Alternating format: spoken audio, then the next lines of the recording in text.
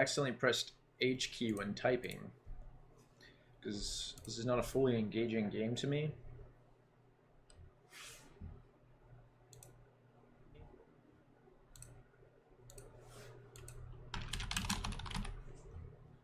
And it accidentally reset everything on RetroArch. Not something I would have personally expected to happen.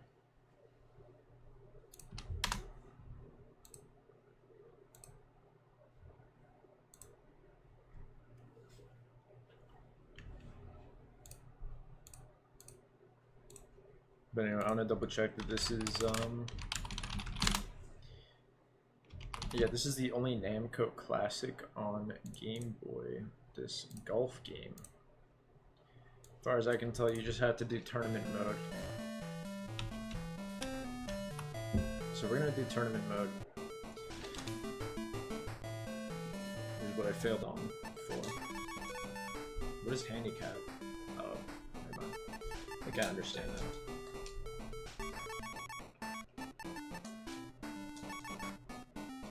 Hold up, I have to think of a video game character. From Klonoa? I don't even like Klonoa. King from Tekken?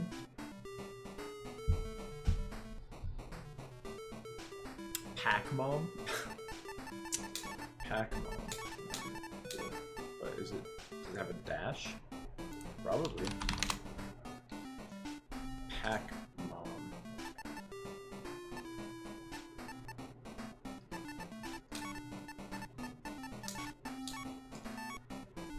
That's the funniest one I could think of.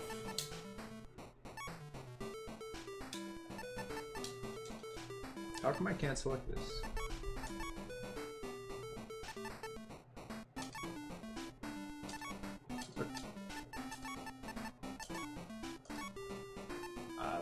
Screw it. As far as I know, we just have to finish tournament mode. We don't even have to win.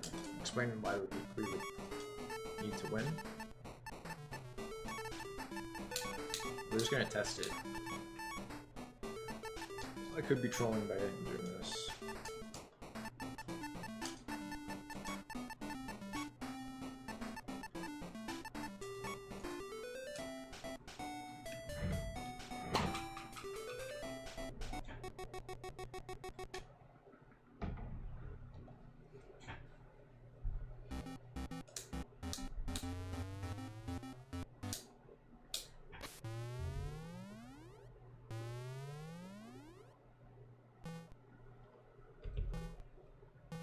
Maybe I should have switched.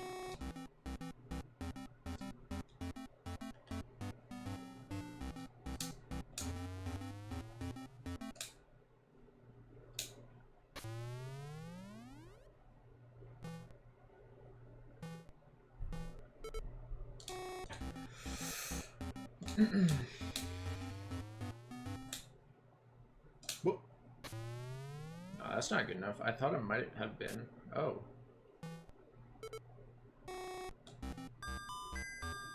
Shit, if only I was actually good enough to where... Yeah. That was terrible.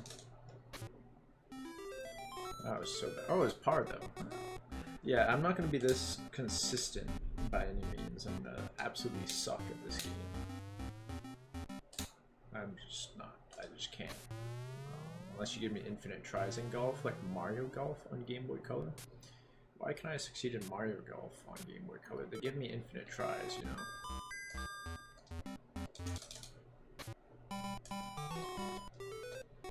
The fuck?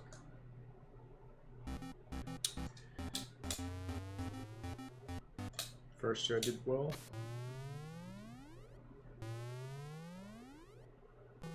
Water.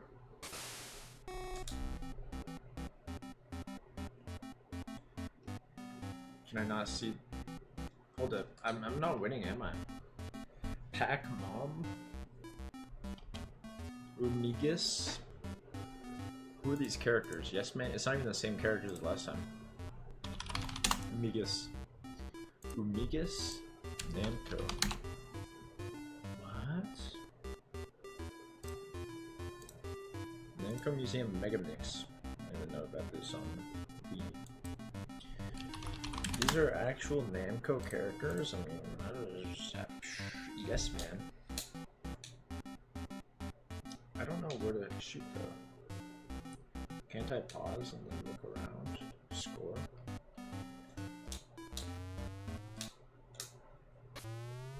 Holy fuck. So bad. I'm so bad.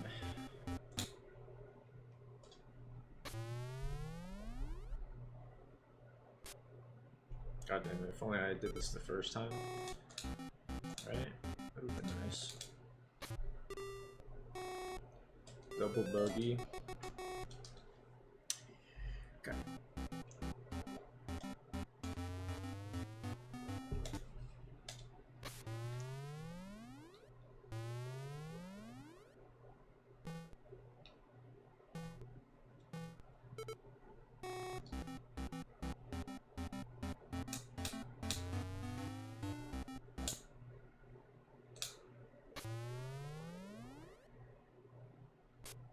Oh.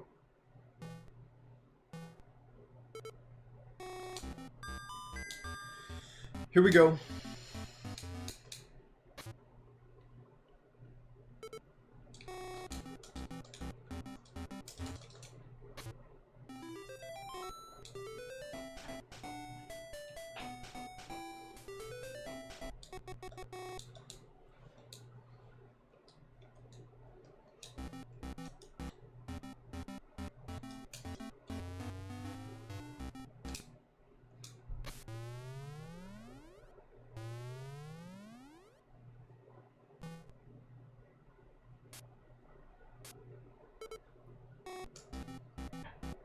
I need to calm down because I'm not actually this excited. I'm just trying to say something. Mainly.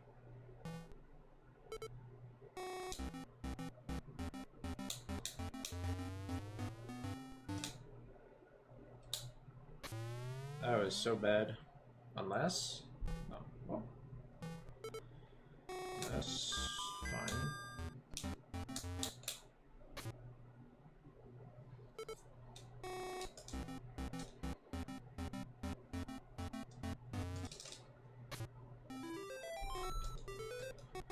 We just have to accept it, I suppose.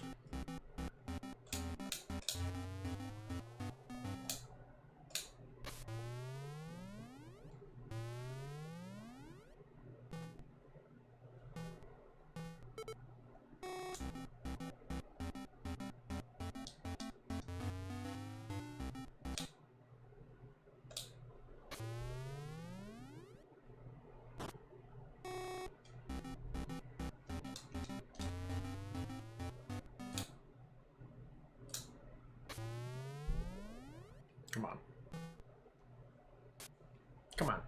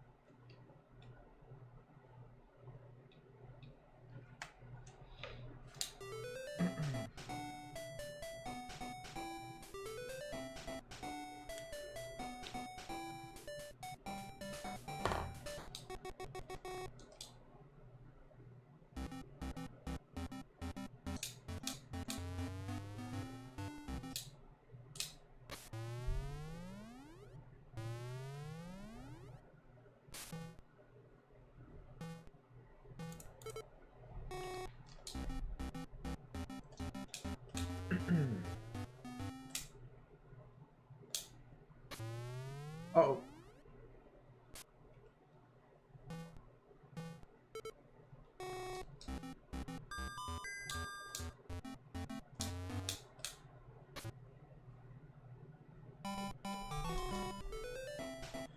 Nice birdie.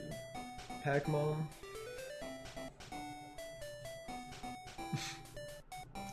Doing pretty bad. Happy is in first.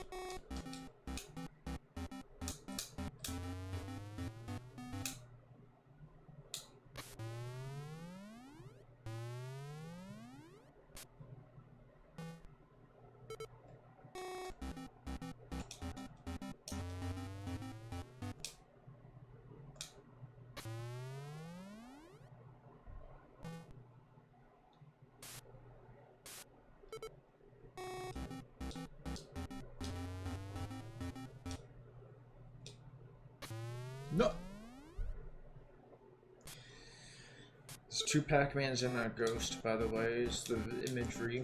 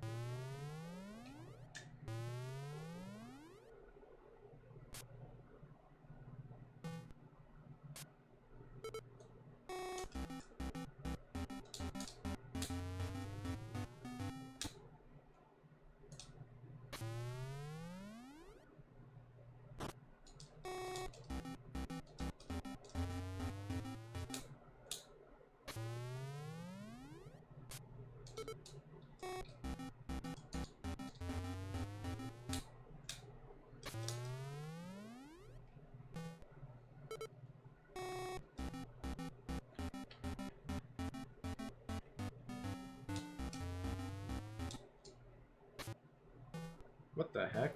How did that go that fast like that? That was weird. Huh? We've now achieved a last place.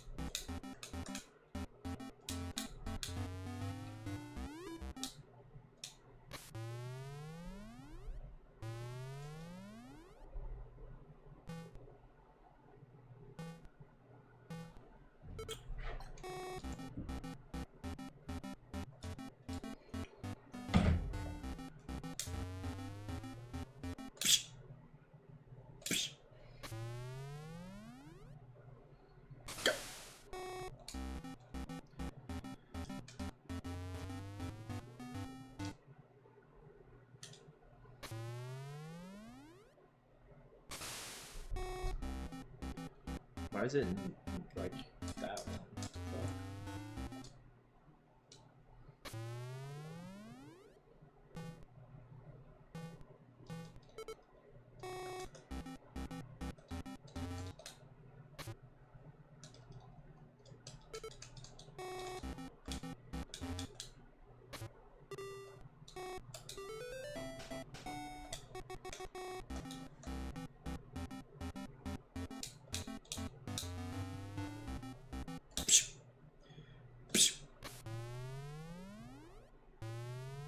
Oh god, that's so bad.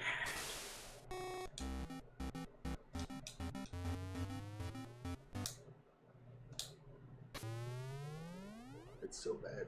Oh.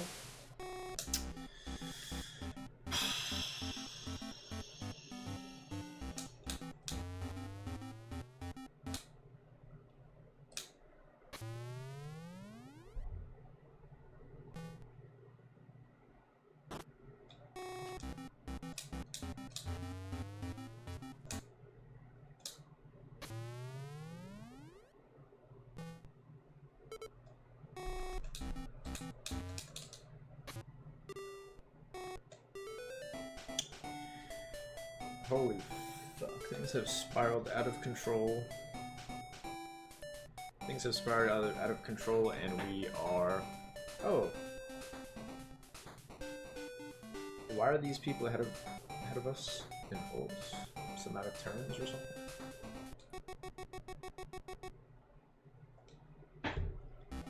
These dudes are doing it way faster than us.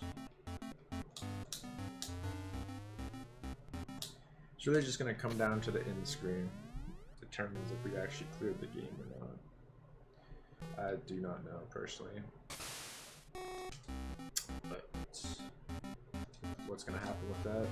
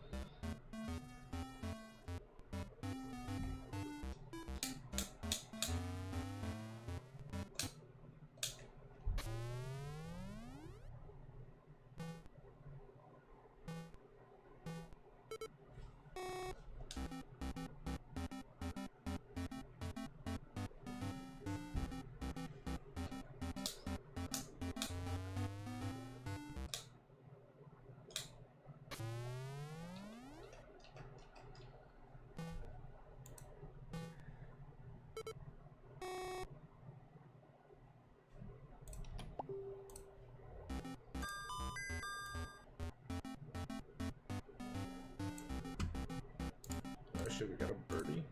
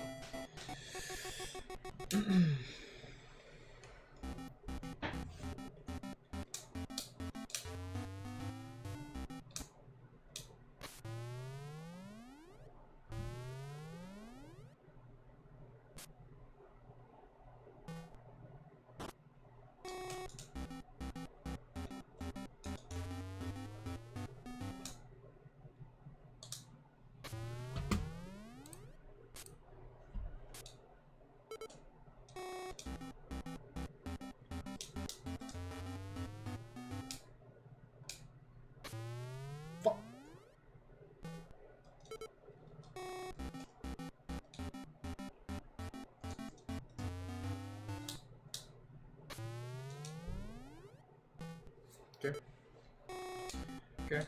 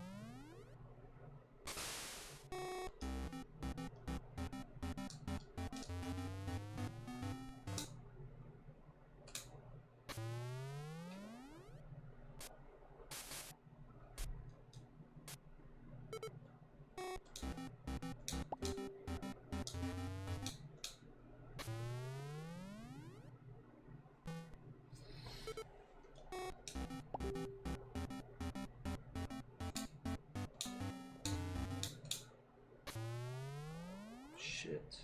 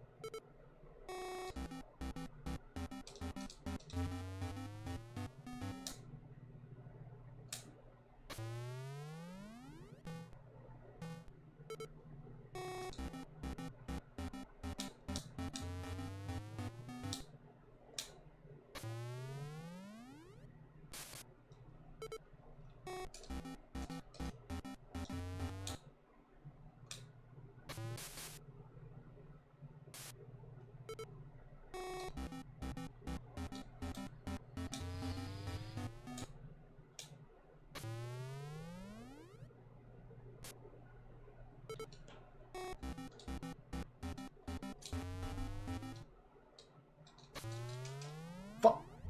Just kidding, guys. I don't actually care. Anytime I do that, I don't actually care. I'm just trying to make it less quiet.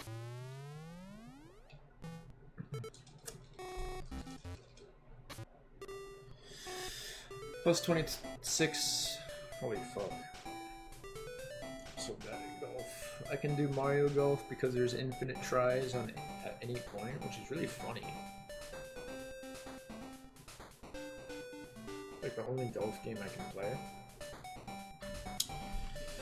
me look up Mario Golf GBC. Do they play until they beat like Mario as the final boss, or did they just do like any percent?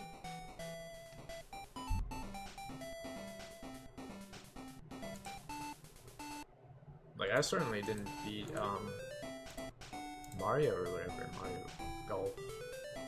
I certainly didn't do that. But I got to the credits, so I consider that a GG.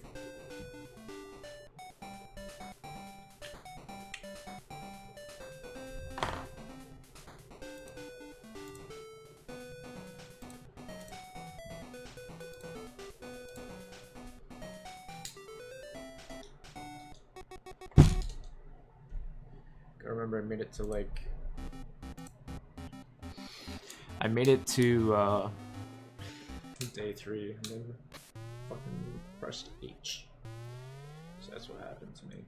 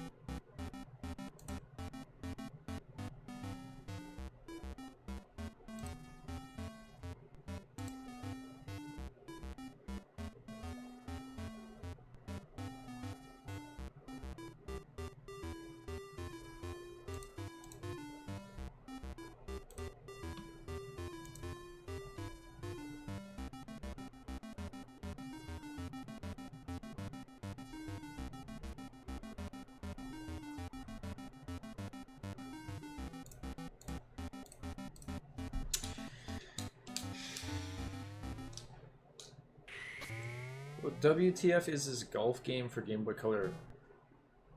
Mithra is my waifu. This is not GBC, this is original Game Boy, to be clear, and you know that because there's no color. Very interesting claim to make, however. 63 months, dude? Yo, thank you. Can we get any recommendations for the next, like, sub-alert? Mithra is my waifu. I made it to the end of this game and I accidentally rage quit because I was typing to someone. And I pressed the H key, which was set as reset, so I have to redo the entire game. But as far as being a golf game on GBC, first of all, Namco Classic, that's the name of the... Stuck in a mimic... What? Why is that a quote? I don't even know what that means. Dude, there's like infinite golf games. Like you're making a big deal that there's a golf game. I already played Mario Golf on Game Boy Color. We might play mobile golf. We already played regular golf. The game just called it golf. This game I happened to get stuck with because I was playing a Namco Gallery Volume 4, which contains 4 games. Mappy, Namco Classic, which is this game. Shit, what's the other ones? Battle City and Galaga. So I was playing all 4 of those games. I'm beating them all in some form. So this is the form I'm beating this one in. Battle City, there's 2 versions on Game Boy, weirdly, so we're gonna check out the other one after this. Mappy I did on NES. Galaga, of course, I've already done. It's Galaga, so. Alright, let's watch this. That was quite the show.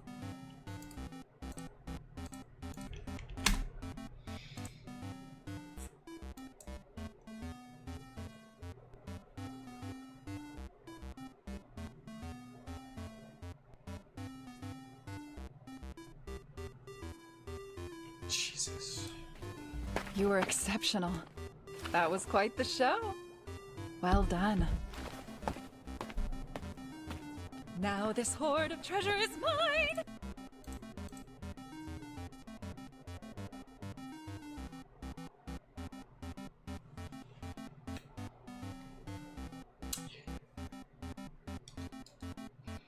You know what? I'm not gonna say anything because I might see this person. You know, I might meet this person. So I'm not gonna say anything. That being said, you know, the people that are into this anime are sick and twisted. Because we know why. We know exactly why that is. 9.38 score on my anime list? That's... Why do you think that is, dude? Is it really 30.30 points better than every other anime to ever come out? Or is it a conspiracy? What do you think, Mithra is my waifu? Do you think it's your favorite of all time?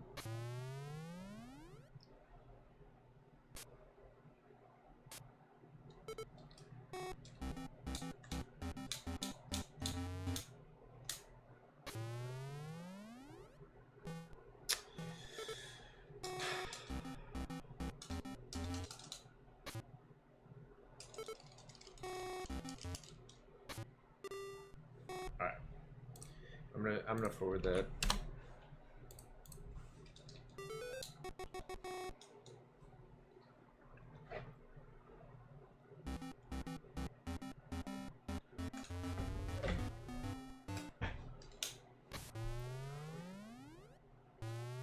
So, Mithra is my waifu, what is your favorite golf game? I've already asked you a question. You may have very well vanished by this point. Could be any number of things that happened to you. Pongya. Pangya? What about Frog King? Frog King? Pongya for Wii? Super Swing Golf? Super Swing Golf online golf game. Guys, should I add this to my relist? This looks phenomenal. Super Swing Golf? Yo, Mithra is my waifu. Thank you for putting me onto this game. Thank you. Super Swing Golf. There we go, we're done. I almost missed that. Luckily I know about it now. So that's good. You know, the Wii has so many classics. What do you even say? All golf games suck except Pongya. Alright. What about, Frog King? Ribbit King? What's it called? Is it Ribbit King or Frog King? I'm gonna look up Ribbit King. Yeah, what about this game? Mithra is my wife. What about this?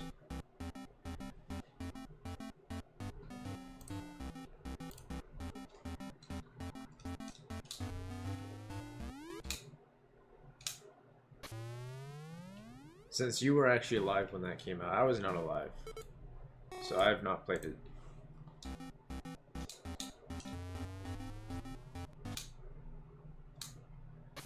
God, I'm not even paying attention anymore. We're playing as Pac-Mom, by the way. Never seen it? Dude, I would have figured you saw it at GameSpot. Stop. Figured you would have seen it in GameStop in 2004.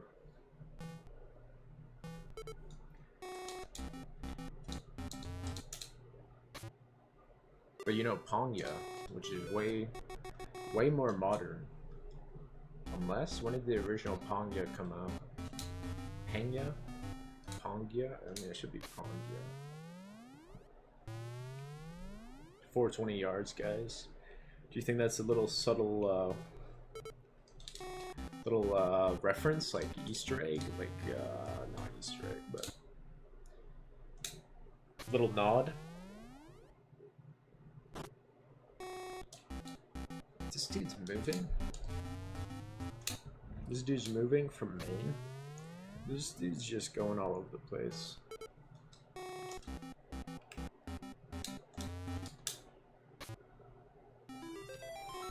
God, this game is so peak. I wonder what mid-range my wife would rate it if you had to rate the Game Boy library, every single game. That would be interesting.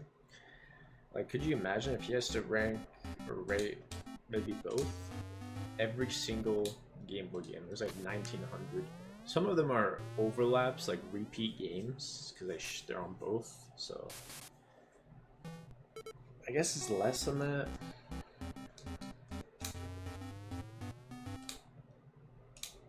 I'm so fucking dumb. I've started playing dumb because I'm in dead last to the point where there's just no recovering, which is fine by me. I'm just trying to see what happens if we clear all the holes, which is basically the objective of a golf game. They generally don't reward you for like doing extremely well, but we'll see what this one's all about. I don't know.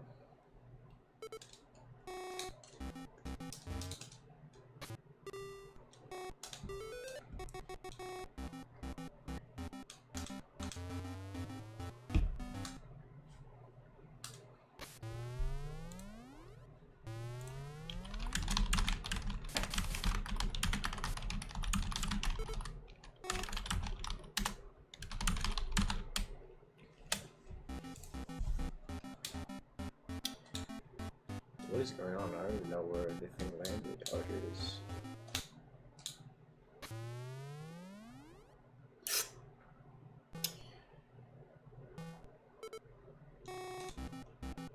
Check this out.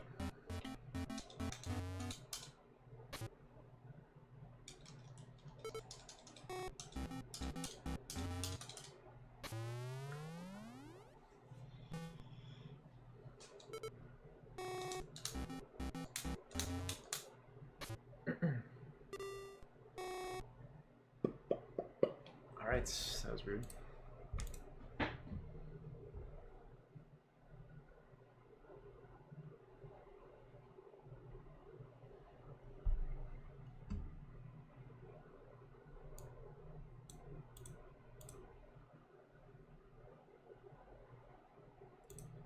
Monkey Madness quest complete. Soldier Boy.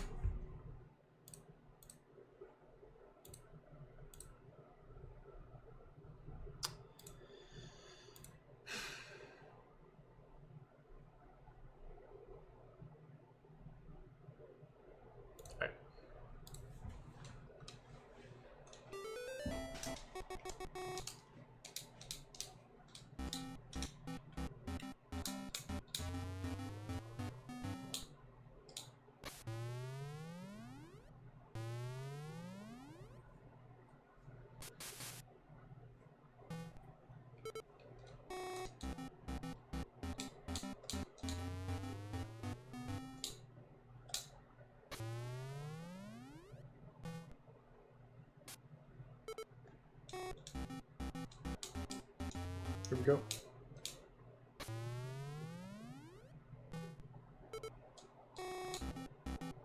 This is gonna be it, chat. Holy fuck. It's over.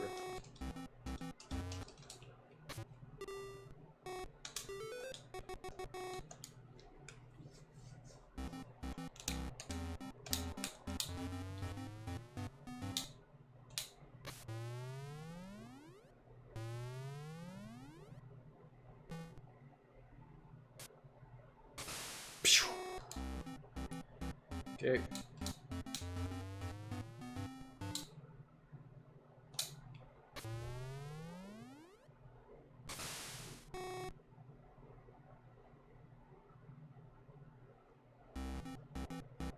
Isn't good enough. Are we on SW? Whatever that means. We gotta get on 5W. Oh my. We gotta get on 5W. God damn, I'm so bad. I'm so bad, dude. Hold on. Let's just let it rip, guys. I give up on this part. I'm just gonna let it rip as much as possible. Apparently that was actually the move. Not quite, but better than what I was doing.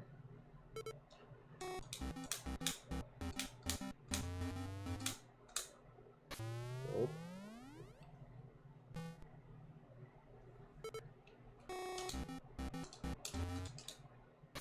And done. Pretty cool, right, chat?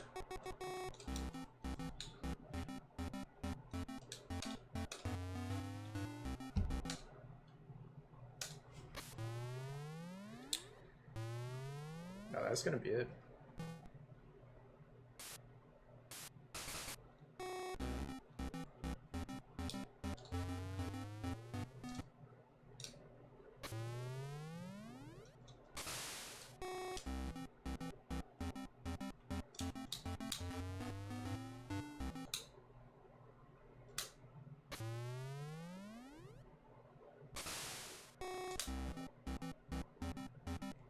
Okay. That was really close.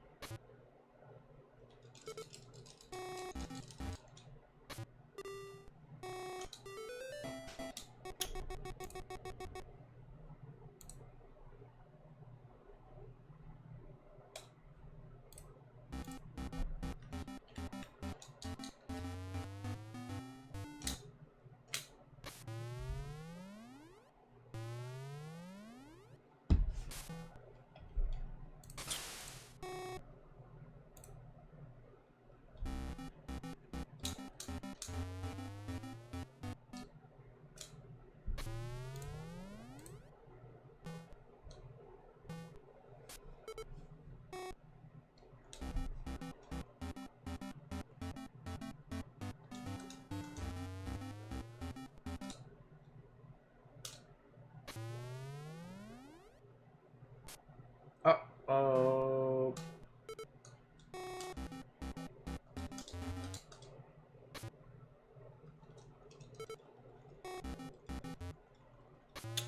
Don't ask why I fucking did that. I was just looking for something on the side, man. I was just looking for something on the side.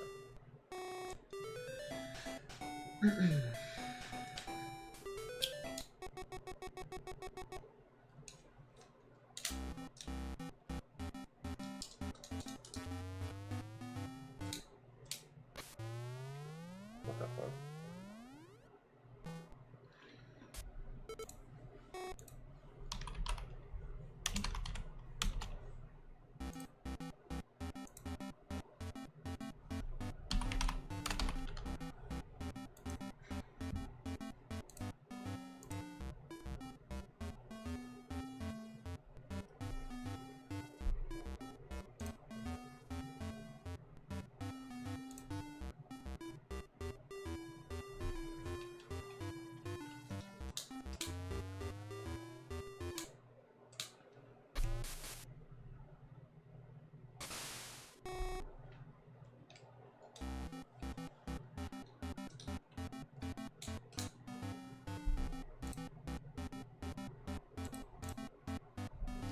Sorry,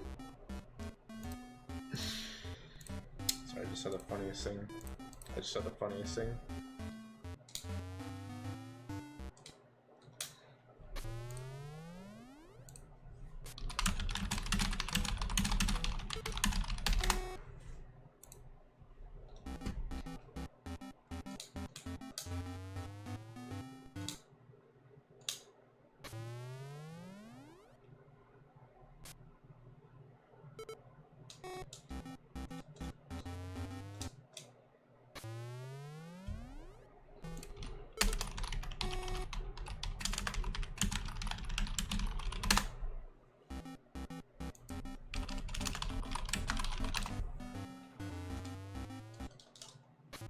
What the fuck?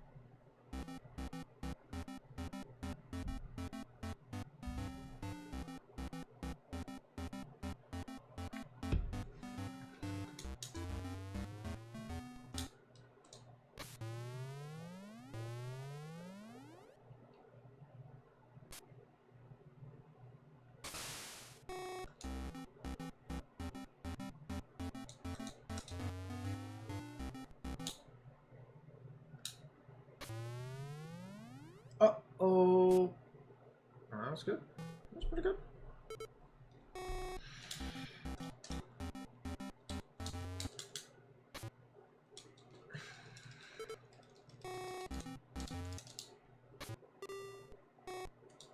Bogey, yeah, I'm just really bad. Which you can maybe tell.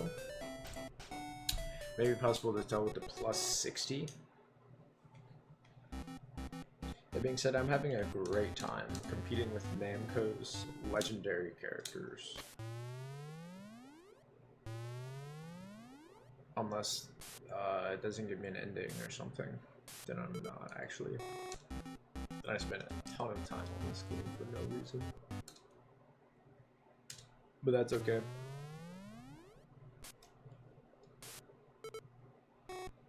What if I...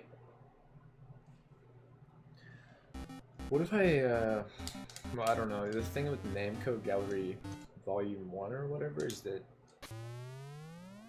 you actually need to unlock the pictures. That's how you beat the game.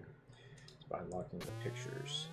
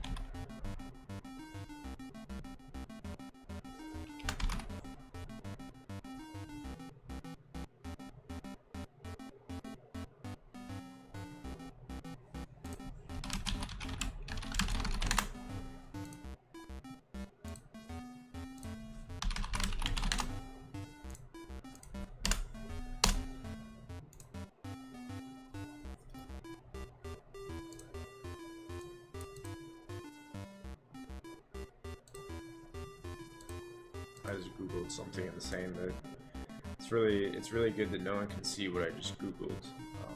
Actually.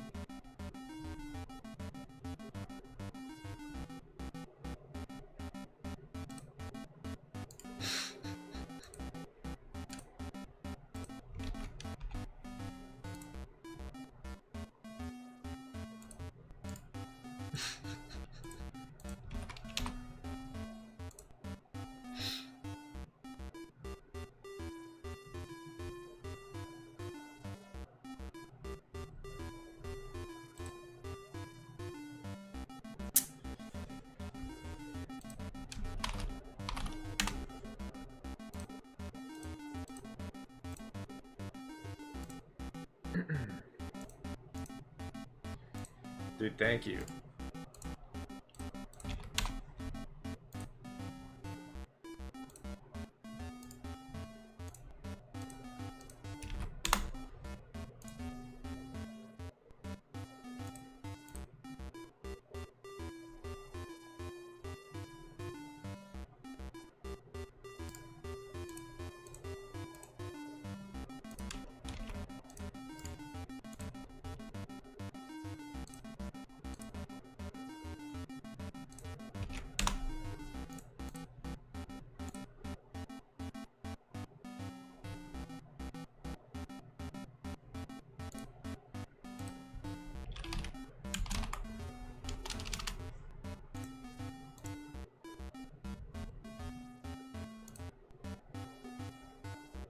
Alright.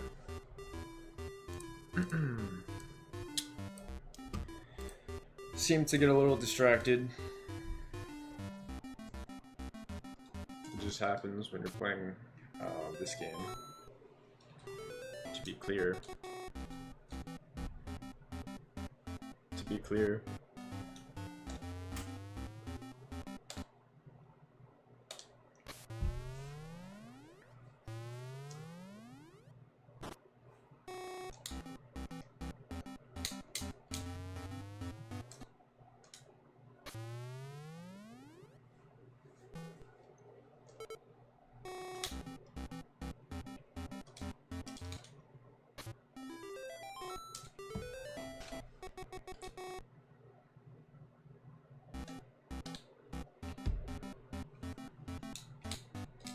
Those were some inspirational pictures, I would personally say.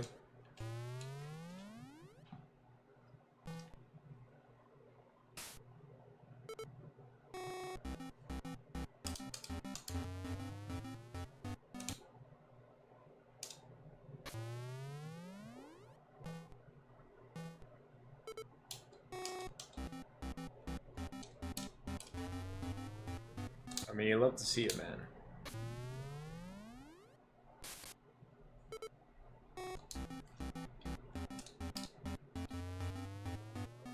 Just because, you know, I already liked those figures, those images. So the fact that I know that other people appreciate it as well, just from a little Google search, is pretty heartwarming. Pretty much.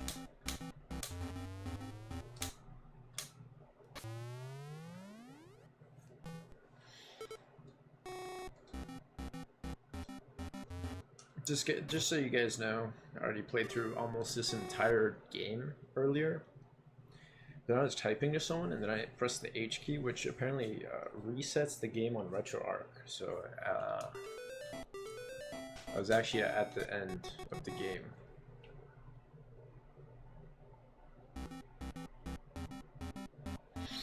But I got rid of the hotkeys, which is really stupid, right? I used to have a Super Nintendo Mini I played these games on, now I don't have one. Just doing my PC, and it's just all these annoying issues.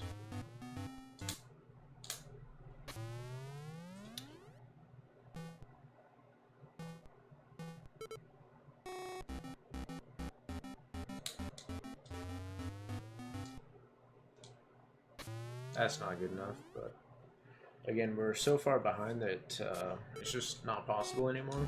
I'm just hoping that it gives us the ending regardless, is basically what I'm hoping, so I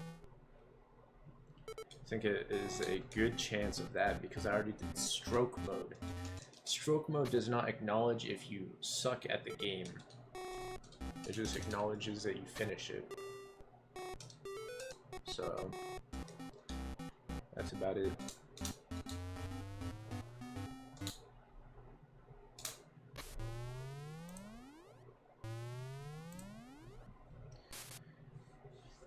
What did this dude Michael Chong just say to me? What the fuck? He's fucking like making excuses.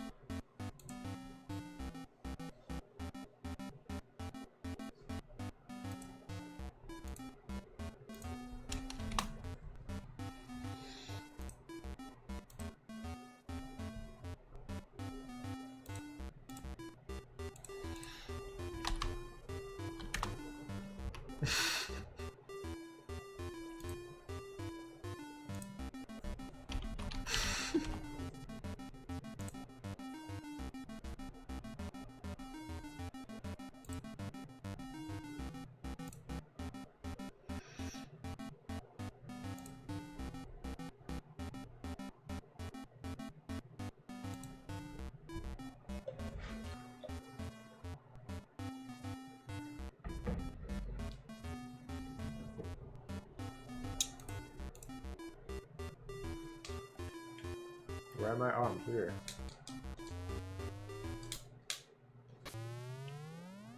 This is a good shot, just kidding.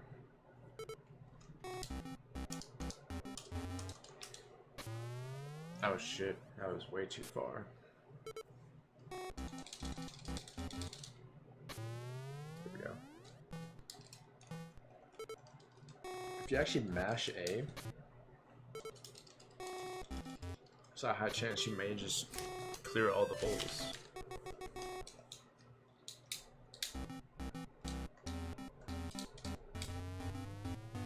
This game is pretty obscure. I would have never actually played it myself. It just happened to be in the collection Namco Gallery Volume 1, which contains Mappy Galaga and Battle City. But the win condition for that collection is so confusing.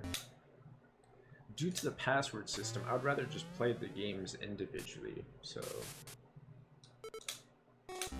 that's why I'm playing this. I never would have played it otherwise, just so people are aware. The only other golf game that I intended to play was Mobile Golf for Game Boy Color, which received an English translation. It's basically Mario Golf, but I think before Mario Golf was a thing.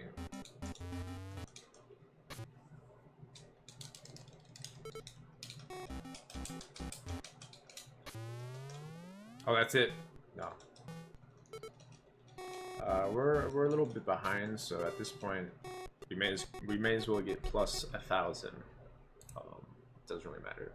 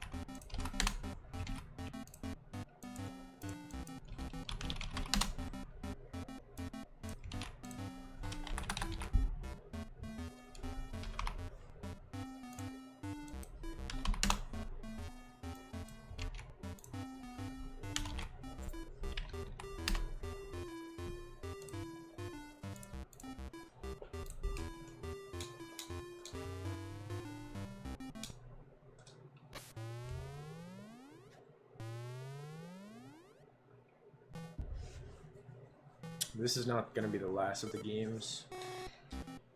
We have Battle City as well, which Battle City, between me and Battle City, has become personal. I don't really care about this game, but well, this game is personal because I accidentally exited the game by pressing the H key on my keyboard, even though I invested so much time into it.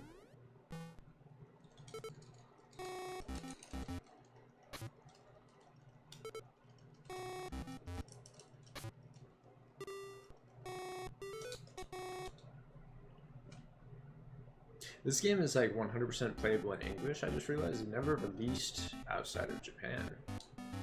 It's like a purely English game. There's nothing to indicate that it's Japanese. What the heck? I'm gonna look this up now. This never released elsewhere, so it's very weird.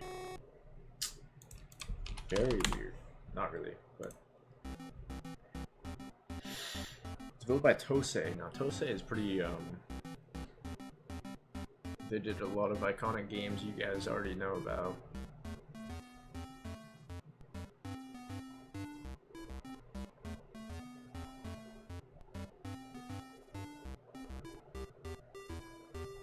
But yeah, they could have just released this in America. They didn't, though.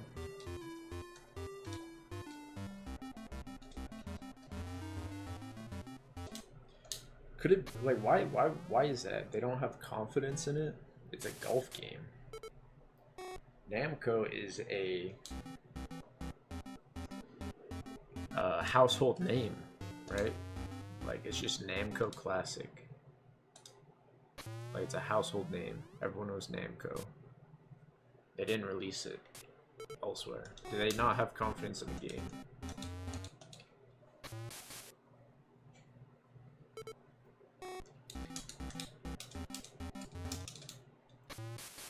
The fucking tree. Like, you can't actually see. And you know, many golf games do as far as visibility. They do it better, including NES Golf, the like first golf ever, because it shows you the course and also stuff around you. This game doesn't actually show you anything around you; it just shows you the course. So I don't actually know how close I am to that tree. Am I touching the tree?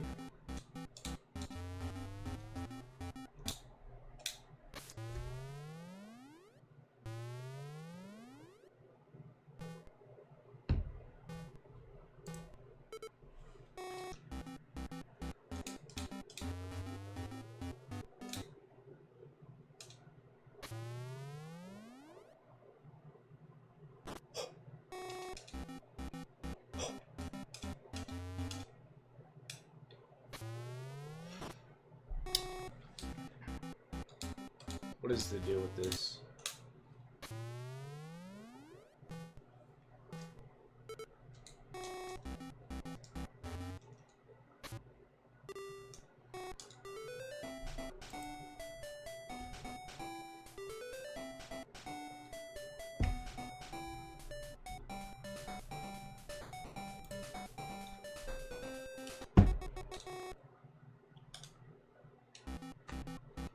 You even say white people.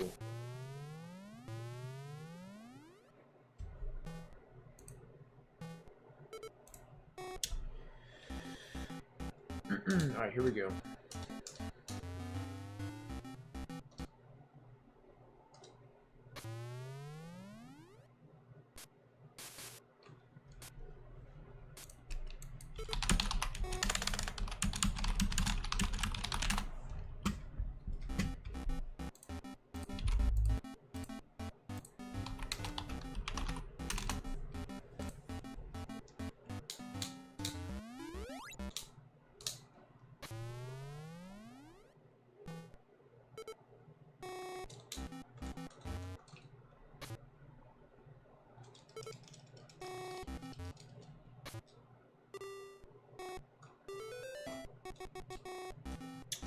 Alright, so we have 10 holes after this, and then we'll see what happens.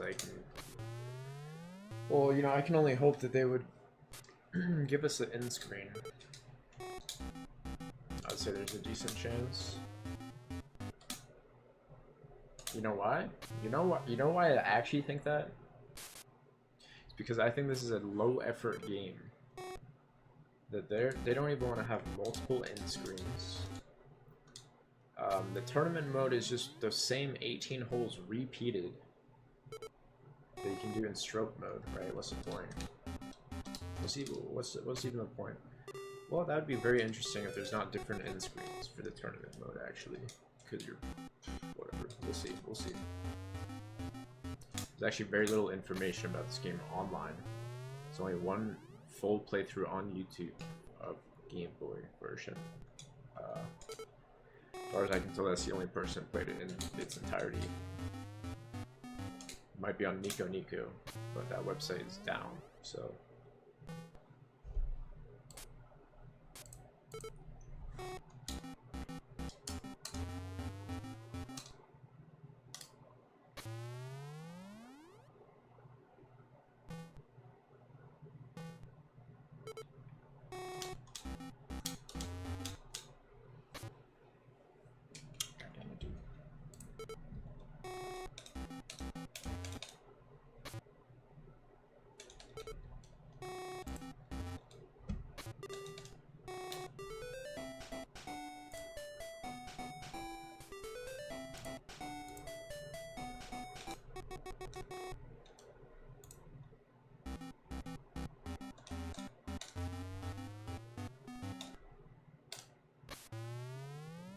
What's with the white? Like, what is that white part that I just selected? Does that benefit me?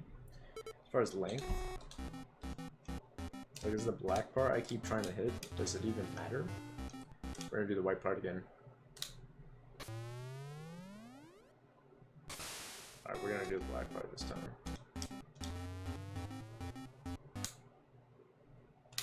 Oh, we didn't actually hit it. Oh god, that's so bad.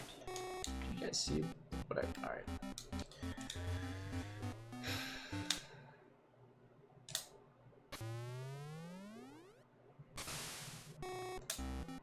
Oh, that's good.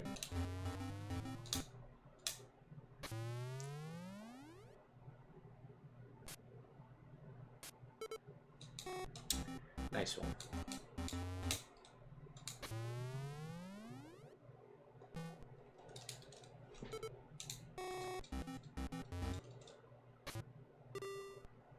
Nice one. So I mean, we can still catch up. Still time.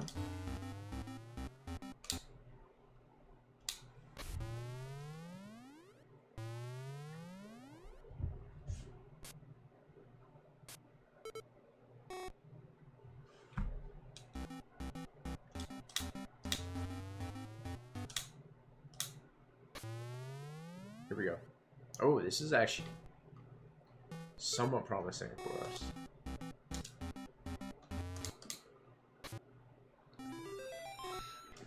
That was a par. That was like 3? Par was 3. How you gonna get like 2? I don't get how you do that. Anyone that gets 2 on that is pretty wild.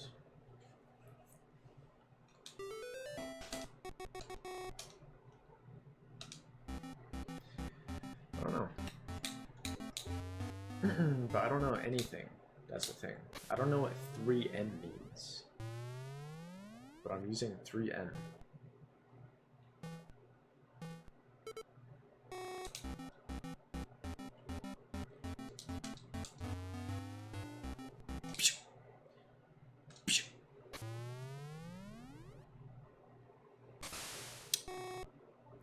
Guys, we're like a pixel off of shore. Right, here we go. No, that's gonna be it. Almost. Now, what if I actually paid this much attention to every hole? That was still a bogey, though.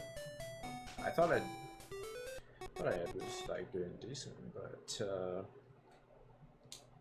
I think it's because of the water. That was not good.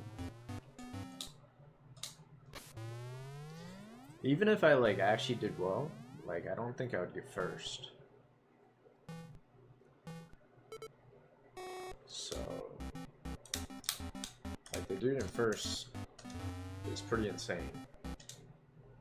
I don't know how he does it.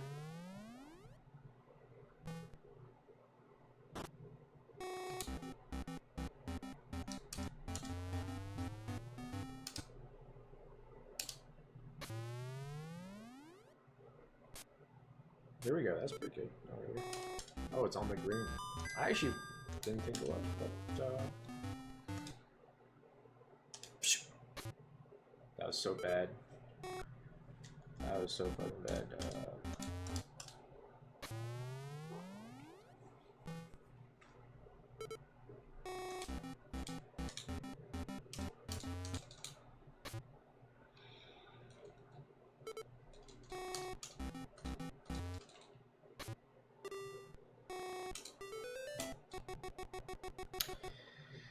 Right.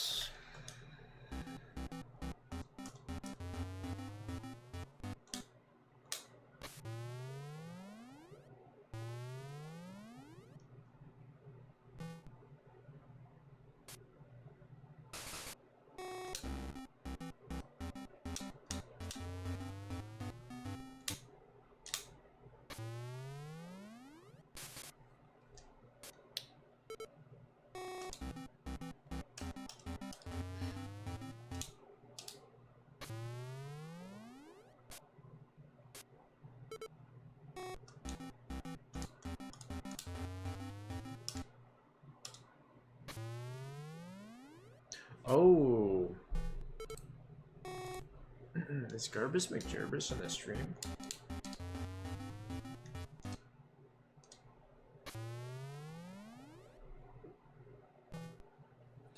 Okay. Because I asked this question to Michael Chung, but I didn't ask it to you. What is your favorite golf game?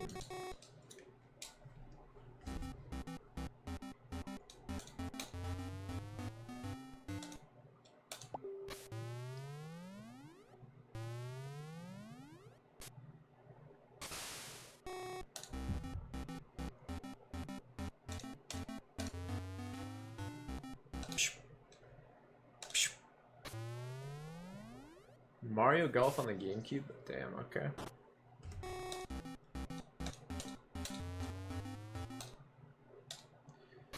I don't know anything about Mario Golf. I just hope that it doesn't make you beat the game 4 times. Like Mario.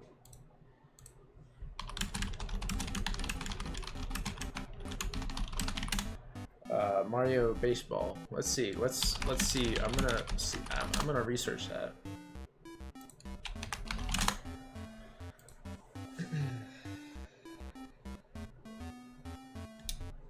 They come out with more Mario RPGs than Mario sports games or regular Mario games nowadays. I think it's insane. Off topic. Any percent star. What is that? So there's different difficulties like baseball.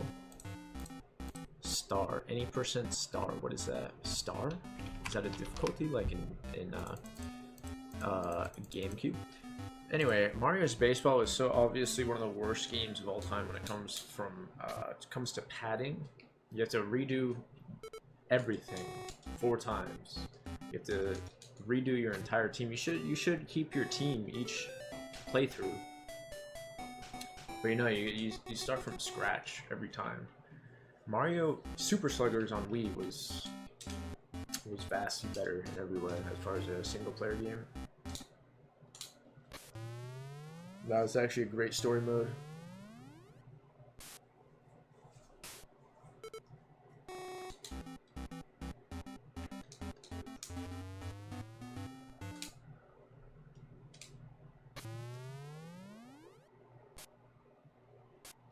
But then, you know, I found out, you know, the Shy Guy strat. So the Shy Guys just hit it in a really weird way. So you just use Shy Guys, and that's it. That's how you win Mario Baseball on GameCube. Now Mario Baseball, sorry, not baseball. Mario Golf and Tennis in Game Boy Color went the RPG route. Obviously, there's no way that Mario GameCube Golf is an RPG. I already know that because only the handhelds try to do RPG stuff.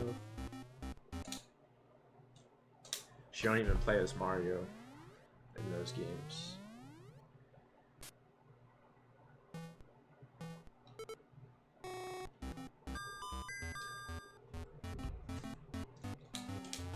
Game Boy Color is one of the weirdest libraries of all time. For many reasons.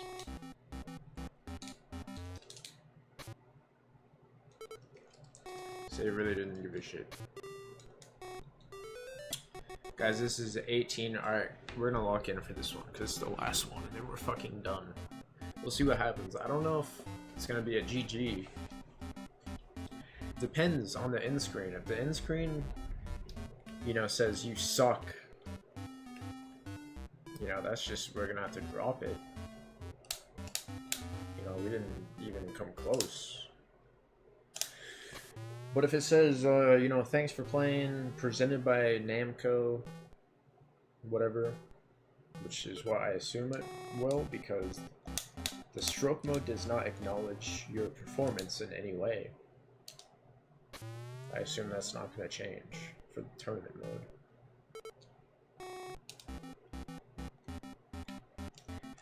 And really, the goal is just to clear 18 holes. And unfortunately, in tournament mode, it's the same 18 3 times. Hold up. I forgot I was going to lock in, and I actually didn't. Whatever, we're almost done.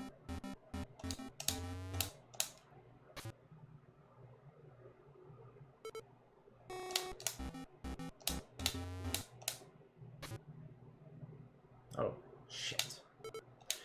The way it shows slopes in these games is pretty funny. There we go. What's gonna happen? We finish all three. Let's try training. Let's training.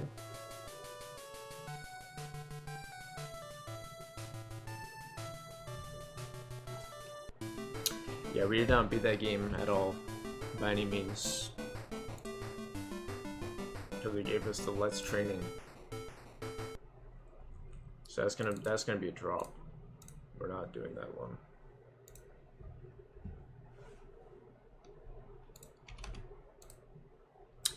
But you know, I don't know. I would not know what would happen there.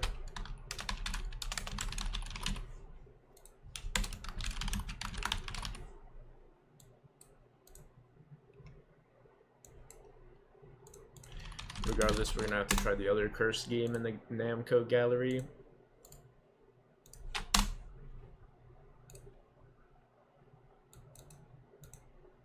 Let's Training. Yeah, you know, that game's no joke, you know? How are you gonna beat Pac-Man? Like, actually. I think Pac-Man probably got first, and I didn't really look, but...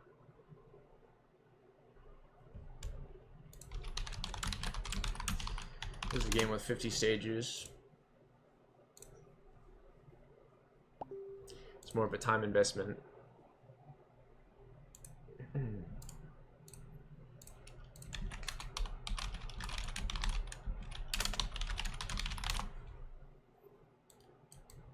Alright. Baby. Battle City, there's two versions on the Game Boy. The Namco Gallery version is for some reason different. That I've already played. They're like different. There's two versions of this game. I don't know why.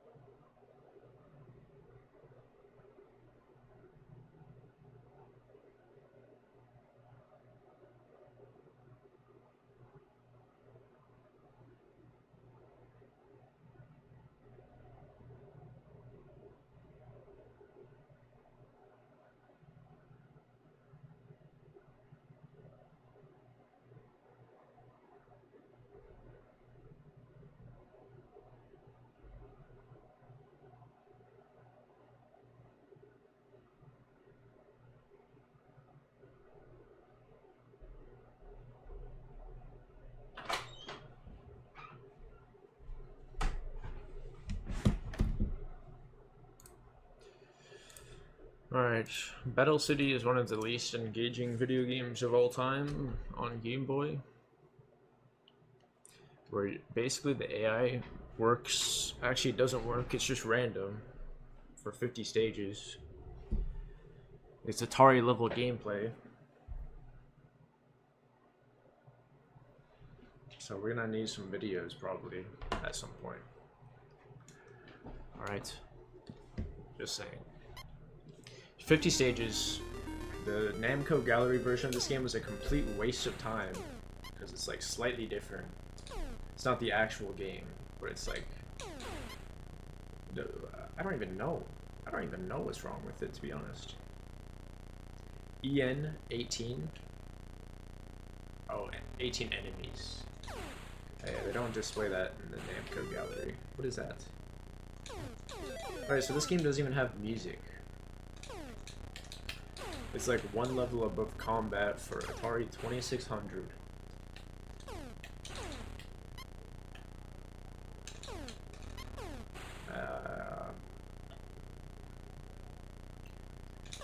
really is really bad. But I've already invested, believe it or not, hours into the game, so at this point it'd be stupid if I did not fucking just end it for life.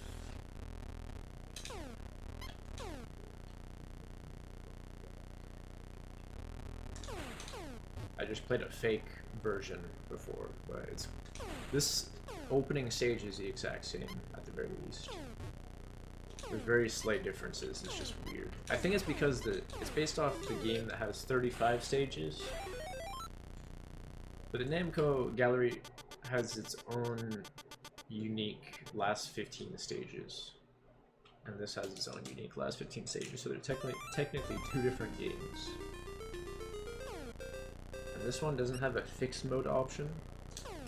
It might actually be the worst version of the game, since they're so zoomed in and can't actually see anything on the map.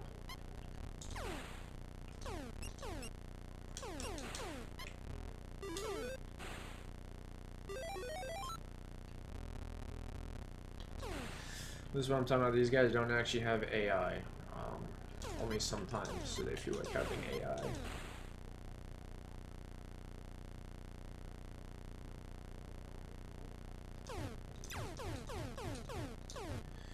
This is why I happen to be... I have some potions.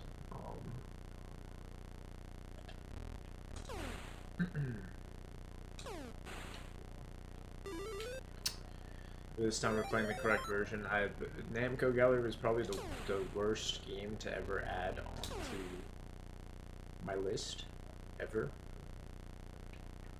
One second, I'm gonna check the Famicom version of Namco Classic, because I'm curious if that even has a tournament mode. Namco Classic.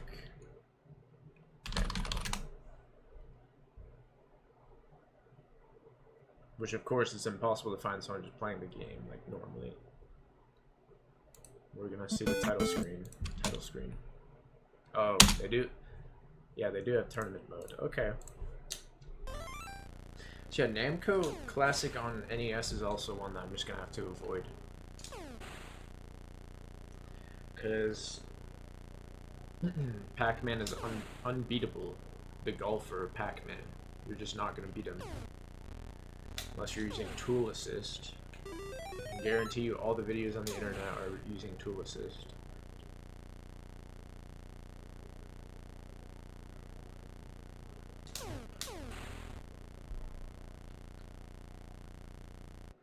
Yeah, this game is insanely bad. Like, it's mind-blowing how bad this game is.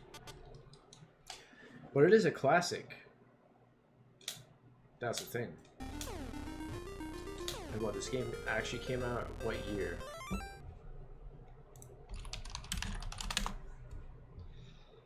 $1985. Oh, jeez. You're going up against, in that same year, Super Mario Bros. And Space Harrier. In the same year. You got this Atari level game.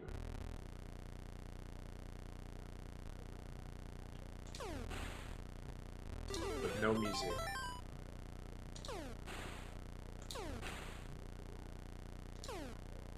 And Mappy came out 2 years before that. I played Mappy today.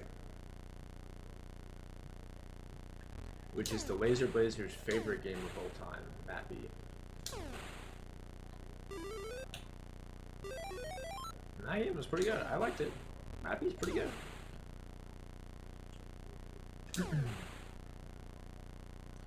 It was the entire reason that I selected Namco Gallery, because Mappy did not get a standalone release on the Game Boy. It was just part of the Gallery collection. But we had to drop that shit and just play on NES.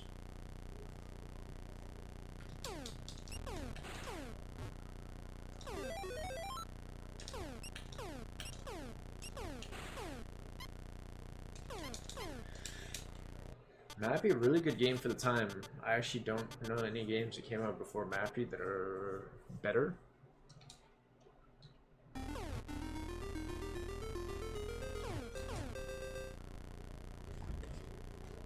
maybe a fast version of Miss Pac-Man was about it. But the official version I don't think is fast, so it's confusing. The dude that invented Miss Pac-Man actually lives in Maine.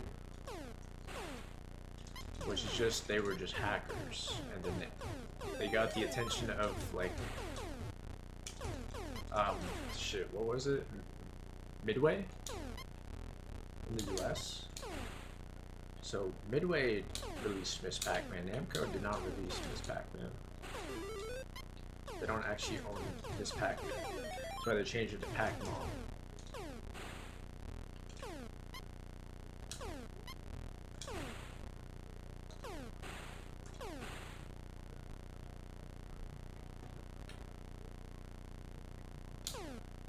At least I think it was Midway. Which I don't know how they would get permission to release Miss Pac-Man. How did they do that? Oh, there's an upgrade that... Okay, I did not know that that was a thing. Gives you an extra defense. We're gonna have to look up Miss Pac-Man. Is it actually a Midway game? Or did I make that up? Tengen. Midway? Tengen? I don't know. It says Midway. Regardless, I don't know how Namco was able to... The rights of the game are owned by Namco's successor, Bandai Namco. However, the game and its title character have suffered various legal ownership. Okay, whatever. They own the original game. They don't own the character. It's in fact just a hack of Pac-Man.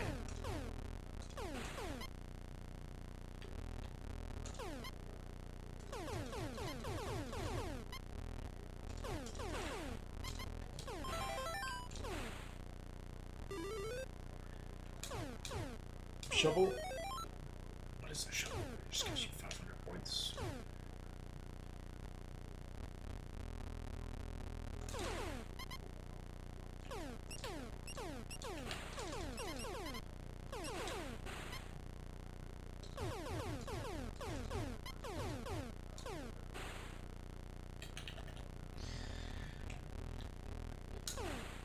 If anyone has some videos or something, this game does not have audio. This game is irrelevant. Something you just do in the background. This guy does not move because they don't have AI. Do you understand? It's 50 stages of this.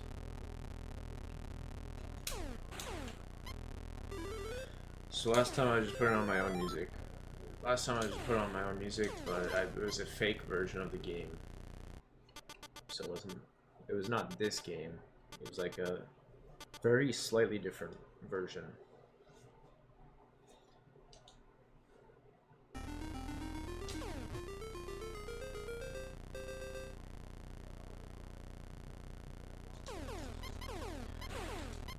Alright, thank God. Circumcision melt. Alright, let me make sure to like turn this down at the very least. It's way too high for this game. Shit, is this copywritten? Again, it's not gonna be... It can't matter that much.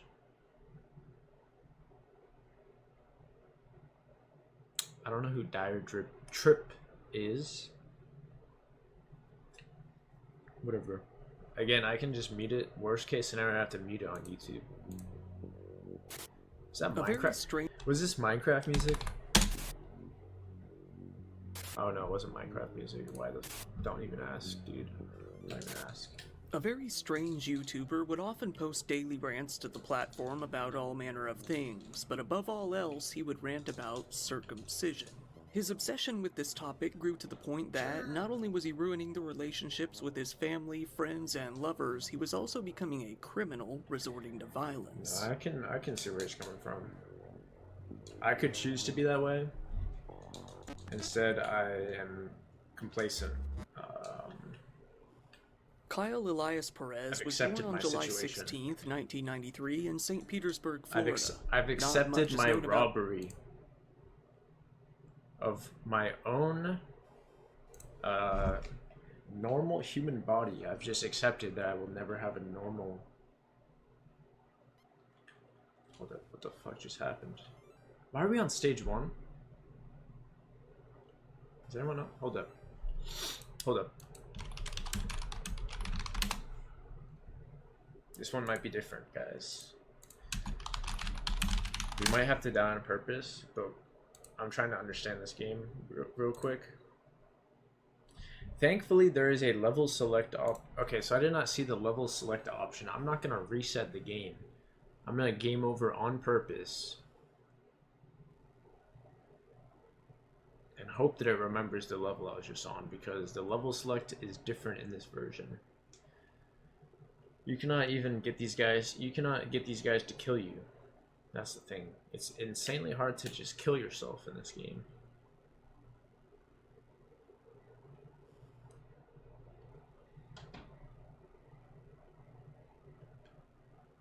But there has to be a level select option. That's what I've heard. So I think I failed that part. And let's see if it actually remembers. I'm afraid that it may not. High score. It remembers my high score. See, okay. Fuck. Wait, what? Chat, what level was I on the whole time? What? You can go to 50. You can go to 50? I've never even been to 50. Hold up.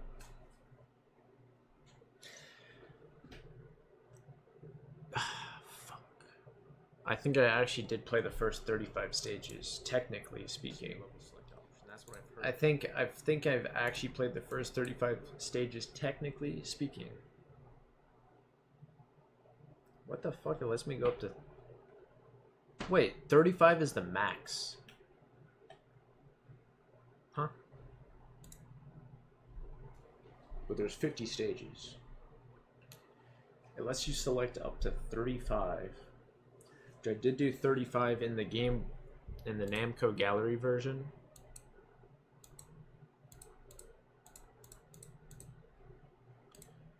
And my streams are not public for this at all. Like, I can't actually see the stage I was just on.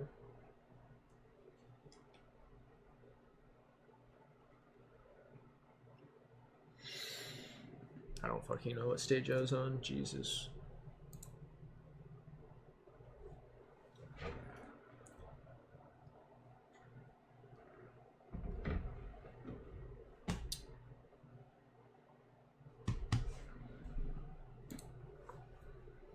Yeah, I apologize to the viewers. One sec. We're just going to confirm that the first 35 stages are the same as what I've already played, basically. So I have a stream saved. I should.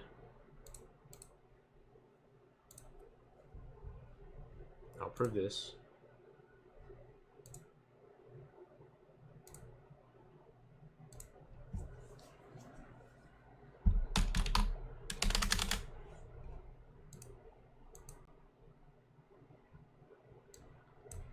Alright. We're gonna prove this. Hope I record the right window or something. There we go. We're gonna prove it. Get rid of this. So I was playing Battle Tank in this collection. Oh god. It says part 1.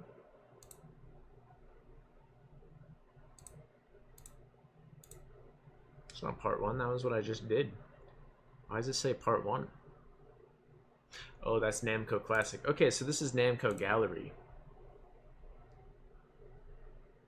I was fucking grinding Battle Tank on this. Stage 35.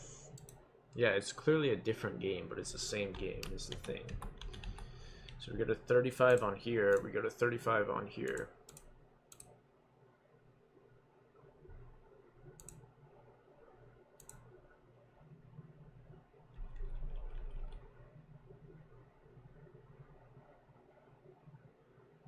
Wait, are there only 35 stages?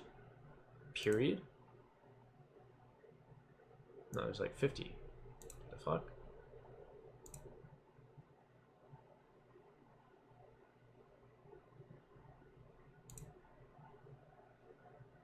It doesn't even display this. That's 34. We're gonna confirm with 35. This is the same shit. It's the same shit.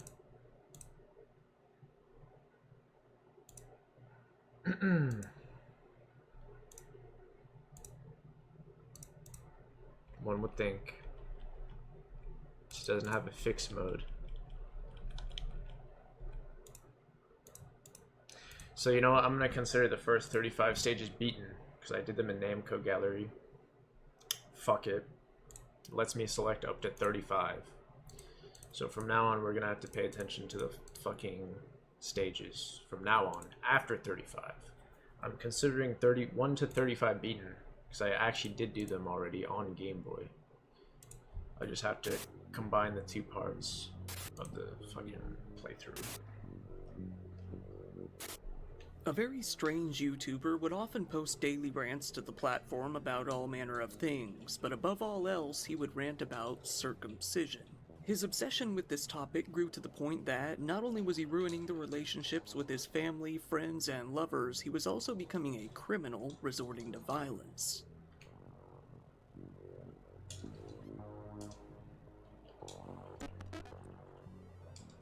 These guys take less hits than the other version, so I don't know. Kyle Elias Perez was born on July 16th, 1993 in St. Petersburg, Florida.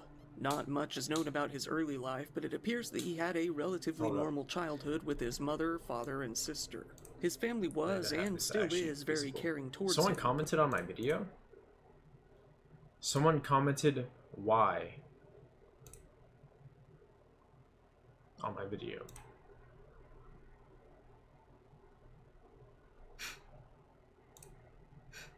What? Putting up with his mischief and antics far longer than most family members out there would. While Kyle was always a bit rowdy and, well, crazy, things didn't really hit fever pitch until he got into college. Kyle was relatively quiet on social media when he was younger, as not a lot has come to light, but we can learn a lot about him through his LinkedIn page, of all things. Here he presents himself as a nice, normal young college dropout, at first. Hi, my name is Kyle Perez. I went to City University of New York Hunter College for 4 years from 2011 to 2015, studying mostly chemistry and biology with the intent of becoming a stem cell researcher.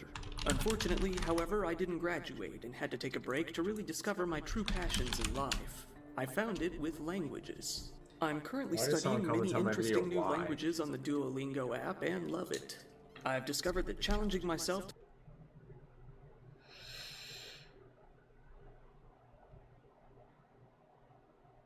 to learn new languages is one of my greatest passions in life, and as it turns out, one of my natural skills. Also love going for super long dog walks whilst learning these new languages. Hoping to get part or full-time work at a respectable company like Aldi or any natural/organic food store. Healthy, clean food is very important to me. Kyle also took a keen interest in the Chinese language and calculus, being pretty good at math himself. While this all sounds well and good, pretty normal in fact, Kyle quickly comes to let his quirkier side slip. This is where he reveals his true biggest obsession in life, an obsession that would drive him straight into madness. He writes, "Lastly, I think it's very important to mention my passion for intactivism, intact activism, saving babies from genital mutilation. Human genital mutilation, male and female, is perhaps the #1 human rights violation of our century.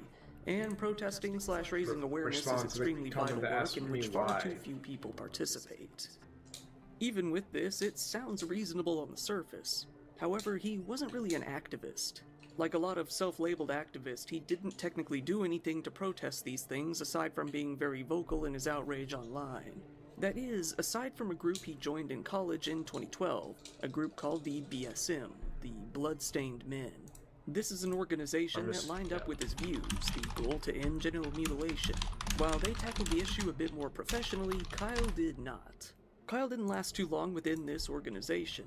In fact, he had a major falling out with the group, mainly the leader known as Brother K, according to the Intact Wiki, an actual foreskin wiki, which is an actual thing that exists. Kyle used to really admire Brother K, but for reasons unknown, he began to hate the man, getting into multiple spats with him on Twitter and calling him out on multiple occasions over years. Eventually, Brother K had to block him completely, something which Kyle did not enjoy. You hate circumcision, I hate circumcision, and you block me? Your brain's made of shit. Don't even say it otherwise. Your brain's made of shit. You're a fucking idiot. As his obsession grew, Kyle made another account on LinkedIn that he called the Foreskin Police.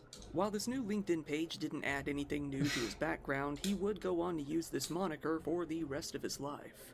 In 2014, while still in college, Kyle made his YouTube account, which he called HappyGay8240. Kyle was a gay man, something he was very, very vocal about to a vulgar degree.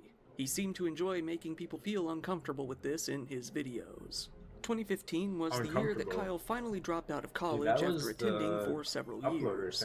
Although he hasn't ever given a clear reason as to why, it goes without saying that his obviously deteriorating sanity is the most widely accepted theory that would explain it.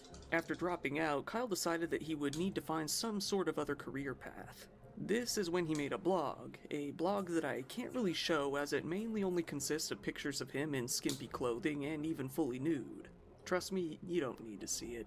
Going down into this line of work, Kyle decided that he would work as an erotic cam model on certain sites designated for that specific purpose as Twinkie Boy. For the next 4 years, he went on to make his money this way, usually appearing alone, but also with other men from time to time. He did have nearly 8,000 followers, so he may have been making some okay money if even half of them contributed regularly.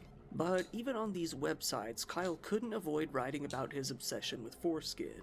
According to his LinkedIn profile, he was also a dog walker from 2016 onwards. Starting in 2017, though, he got an account on Fiverr where he would offer his services as a math tutor. Hopefully no kids out there were exposed to his antics as they look for help with their homework.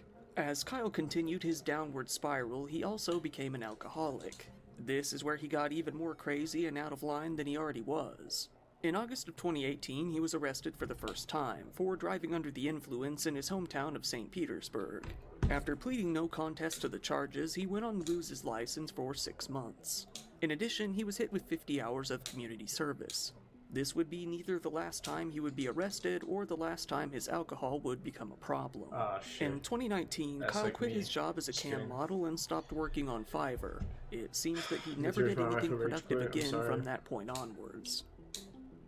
Kyle began to upload more and more to YouTube. This guy, 6 minutes and 19 seconds into the video, he randomly decided to show his face for the first time. Out of nowhere. Like, why does he do this? Oh no, I wasn't looking earlier because I was only since his shenanigans have become public and people started talking about him, he has privated a lot of his videos. This guy reminds me of what's that guy? Some gamer from Mars or something? That guy? Some gamer from Mars? Gamer from Mars? Whatever, that guy. Yeah, it's like the same deal. He might have copied his style from that guy. There's still a lot to see. Many of them are still out there and you can find them through different avenues. In these videos, it becomes immediately apparent that his problems with alcohol abuse are only getting worse, and to most people out there it would appear that he has at least some form of mental illness. Our only hints as to what he may have had come from this video, where he's notably ranting about chemtrails, but it's also fair to say that he might be going for some self-deprecating humor as well. Sure, there's no chemtrails. Look at that. Oh yeah, Kyle's just schizophrenic. Kyle's just fucking schizophrenic. There's no fucking chemtrails. And shut the fuck up. I'm not fucking crazy. Fucking moron. While a diagnosis of schizophrenia would explain a lot of his actions, it has never been confirmed. In fact, there is actually evidence that he doesn't have any mental illness, but let's put a pin in that for now.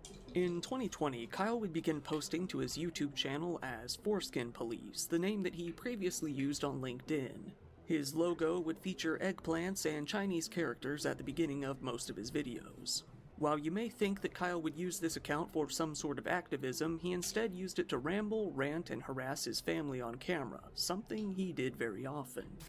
On this channel, we will be discovering my foreskin lacking life and all the motherfucking bullshit that entails. Dude. For example, the fact that my shitty, worthless, incompetent parents actually paid for this to happen. Yes, That's what I'm saying, dude. Why would anyone do that? Like, why would anyone do that? you got that right. My worthless parents actually paid money to torture their infant son's penis. How truly fascinating. The first video of this He's right. variety showed Kyle ranting I don't about know why he's failing to using get the with a man Chinese he had characters. taken an interest in. This is because that man suggested that Kyle leave his expensive e-bike on his porch, something that infuriated him for some reason. Kyle said that he had previously wanted to marry that man, but the situation with leaving the bike on the porch was an absolute deal breaker. I was gonna go have sex with this stupid fucking boy, and I go to have sex with him, and I get to his fucking house, and he wants me to leave my $860. It's fucking $900 fucking dollars. This fucking idiot wants me to leave my $900 bike on his fucking porch. His fucking porch. Porch. I thought that I was gonna like get married to this guy, and I thought he was gonna be my boyfriend, and I thought everything was gonna be amazing, and we were gonna. Guys, I just have to show this because it's baffling, right? Where's the fucking dark mode on YouTube? Like if I don't know what happened with that. Anyway, so you know, this fucking guy.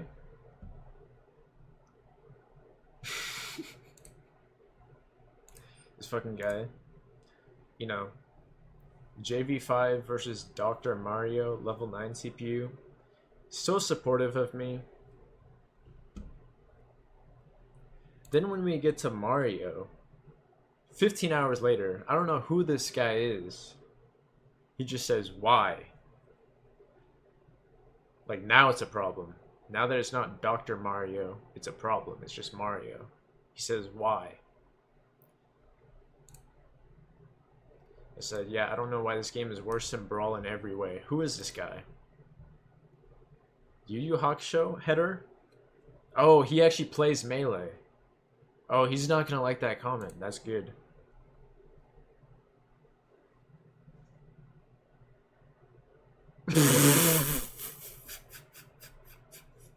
How does he find the video? That makes... He just found it. What? What's it? What? Why is he freaking out over this? This is nothing.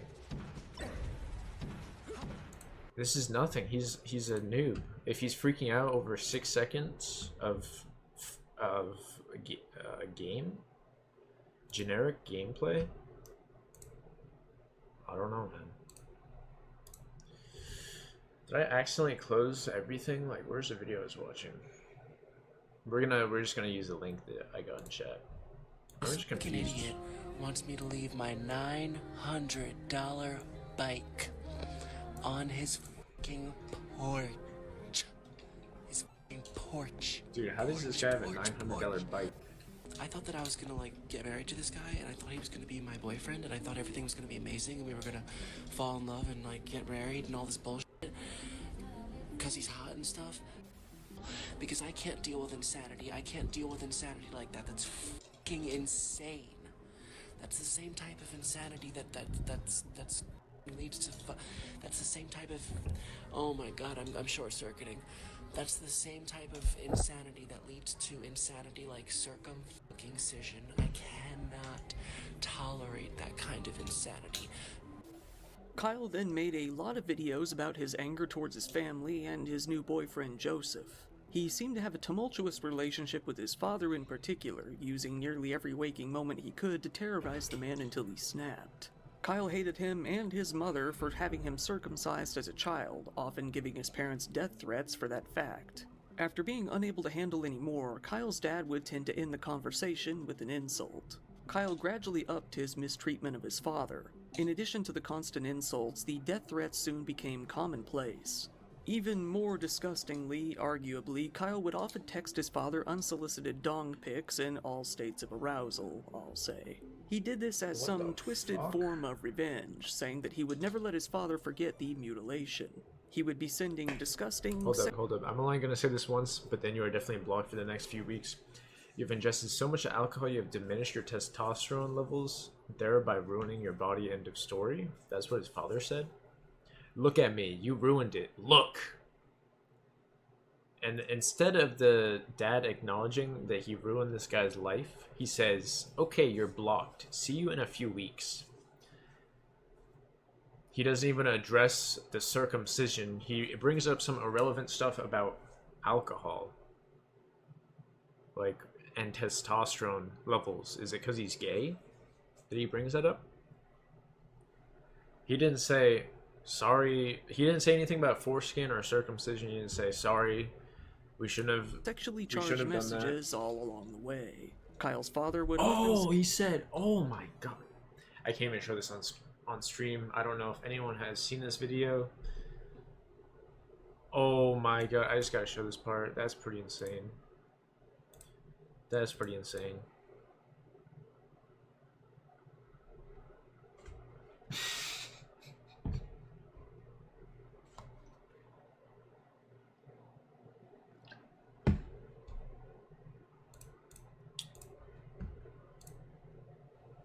Send a happy greeting only to be met with racial slurs and pictures of his son's wiener. It wasn't long before Kyle began to show a lot of malice towards his sister, who we will call Sarah, as well. He again and again threatened to mutilate her genitalia, going against his own supposed values of being very against exactly that sort of thing. This was something that came up on his channel time and time again on countless occasions. He would even show screenshots of their texts in which his sister threatened to have him committed if he didn't leave her alone and stop threatening to chop up her junk. Kyle also began to fantasize about his mother, erotic fantasies that involved extreme violence, threatening her much in the same way that he threatened his sister, arguably much worse though, as he considers her to have ruined his life by having him circumcised. While telling her that he loved her, he stated that she deserved to have her underside shoved into a meat grinder. He said that she doesn't even Oh no, he did spell care about his trauma because she's too busy having orgasms, something he alleges he is unable to do due to his circumcision. Right. He would rant publicly on social media about his mother being an uncaring psychopath who didn't deserve his respect. I miss you, and I know you're really not wanting to talk to me. I'm not. They don't even apologize for it. They're saying, we miss you. They don't acknowledge what he's even... They don't acknowledge once what he's actually bringing up, right? They don't acknowledge a single time. They're bringing up completely irrelevant stuff when he brings it up. Ruined his life by having him circumcised. While telling her that he loved how hard her, is it he to just stated say, that she oh, yeah, we deserved to have fucked her up? underside shoved into a meat grinder.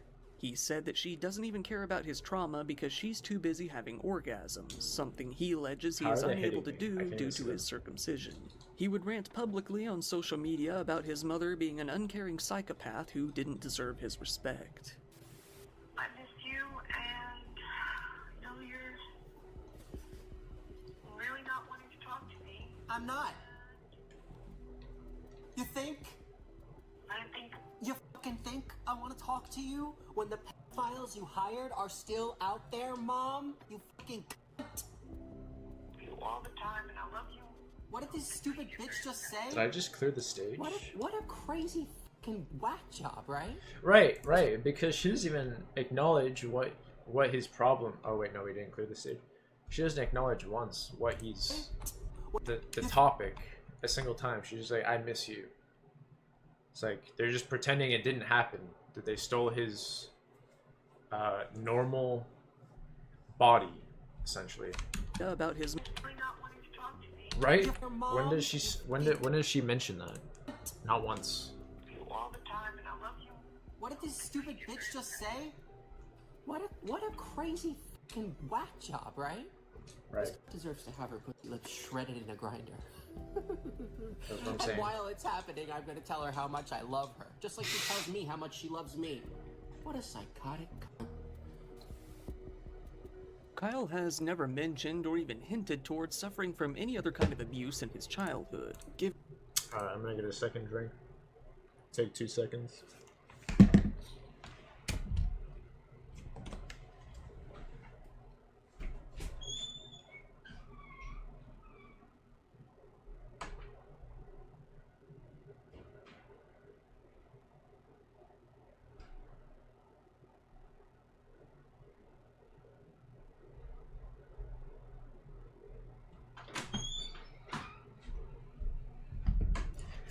I will say it tastes completely nasty. Disgusting, this drink.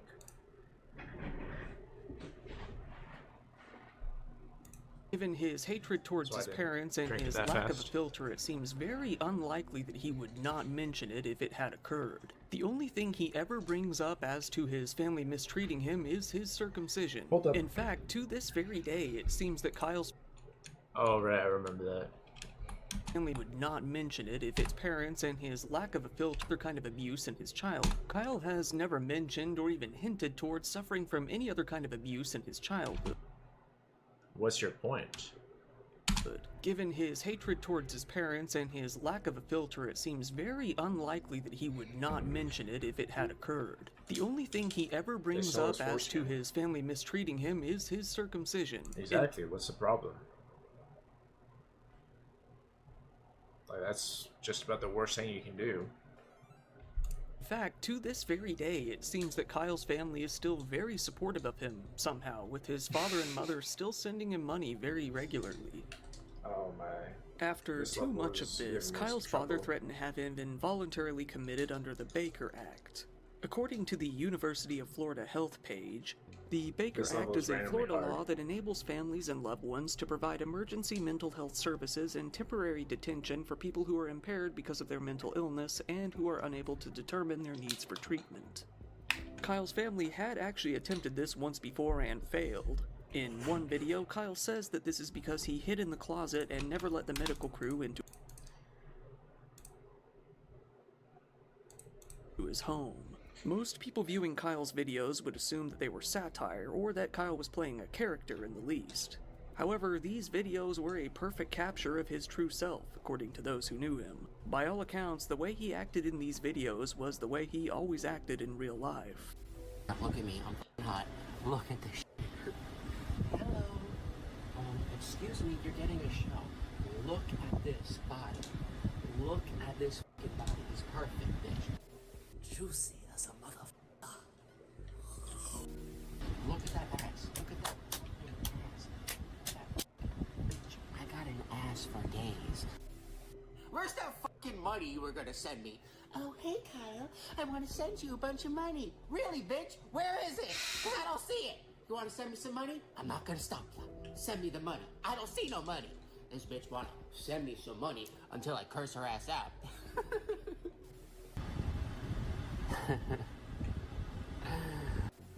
Hopefully you'll get a tumor in your neck, bitch.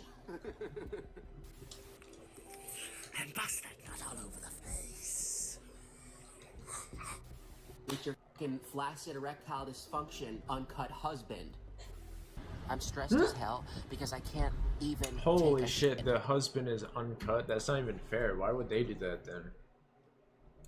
Like, I literally can't even take... Kyle came to the conclusion that his parents had gotten rich off of his circumcision. It's unknown how he came to believe this or why, but he began to express an interest in suing his parents for the money they supposedly received after what they did to him. Do I have a dick? Not anymore. I had one for 5 fucking seconds, and then my parents hired pedophiles, worse than pedophiles, to torture harvest that shit off for money so they could get rich, motherfucker. And here we are 30, 29 years later, and I know why he says that. my parents block my ass, and they don't care. The pedophiles they hired are free, scot-free, walk in the streets. torture harvesting infants for profit, torture harvesting infant dicks for profit, and my parents couldn't give a rat's ass, ain't losing a wink of sleep, don't give a stinky, slimy, wet dog shit, motherfucker. Kyle They don't also even started to they don't express even his hatred acknowledge it. for all sorts of other people in his videos as well, having one video that is basically nothing but a very long off-the-cuff rant about fat people. Like, you have no right to be depressed. You have no right to be upset. You know what you need to do? You need to stop eating. Stop eating, you fat motherfucking pig. You are depressed because you're fucking disgusting. You're disgusting to everybody that looks at you. Nobody wants to look at your disgusting face. Like, nobody wants to look at your body. Your body is really disgusting, bro. Like, nobody wants to look at that ugly whale body. Like, that's nasty. Like, you need to stop eating. That is disgusting. No wonder you're depressed. You're depressed because you're a big, fat, fucking whale. He says that fat people have no right to be depressed because they're disgusting and it's their own fault. He says that only he has the right to be depressed because of his circumcision. Nobody cut your genitals off at birth. Your parents didn't torturously harvest your He's describing a very specific kind of person. Birth, yet you're depressed. You have no Like reason to be I depressed. thought most people were circumcised. I thought. How many Americans are circumcised? 76 to 92%.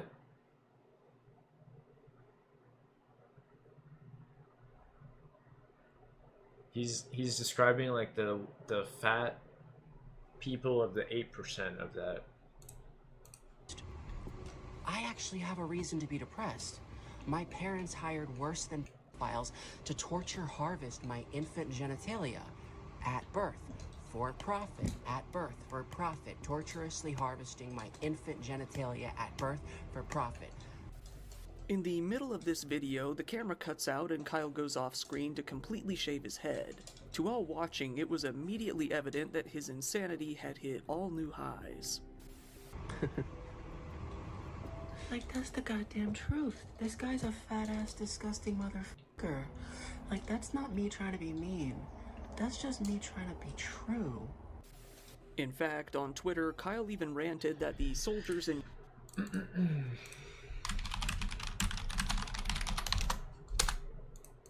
Ukraine had no right to cry unless they, like he, were circumcised. Kyle even began to reach out to random new mothers on Facebook, insulting them over a possible, unconfirmed decision to perform circumcision. That's Kyle fair. was living with his boyfriend That's a good Joseph, thing. and as it appears, one other roommate. Despite living with his boyfriend,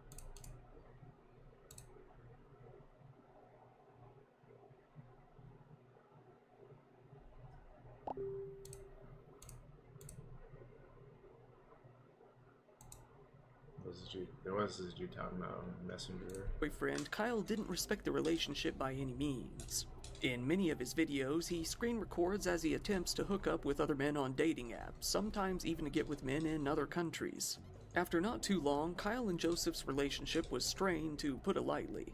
It appears that they began to live together as roommates. If anything, there appeared to be growing animosity between the two above all else. And they wonder why I'm batshit crazy, or why I appear to be batshit crazy. Because I'm stressed. I'm stressed as hell because I can't even take a shit. Like, I literally can't even take. I can't walk out of this fucking room without thinking about this fucker getting mad at me because I'm not. He doesn't want to see me because he blames me for all his problems in life. I'm the scapegoat of the house. Everybody hates me and blames me for literally everything in the house, and that is not a conspiracy theory. That is a stated fact by them. They hate my fucking guts because I'm an angel, and they know it, and they're jealous, and that's the fact. That is the, not a fact. That is the fact. One of the biggest reasons for the gradual fallout was that Joseph didn't share Kyle's passion. He thought that his obsession with foreskin and mutilation was nothing Holy sort of shit, crazy. he made this many videos and they only got like 200 views. Kyle repeatedly tried to get him to care about it, but Joseph just didn't. This led Kyle to feel that he was pure evil. He ranted that Joseph didn't deserve to have orgasms, something he still claimed that he could not achieve.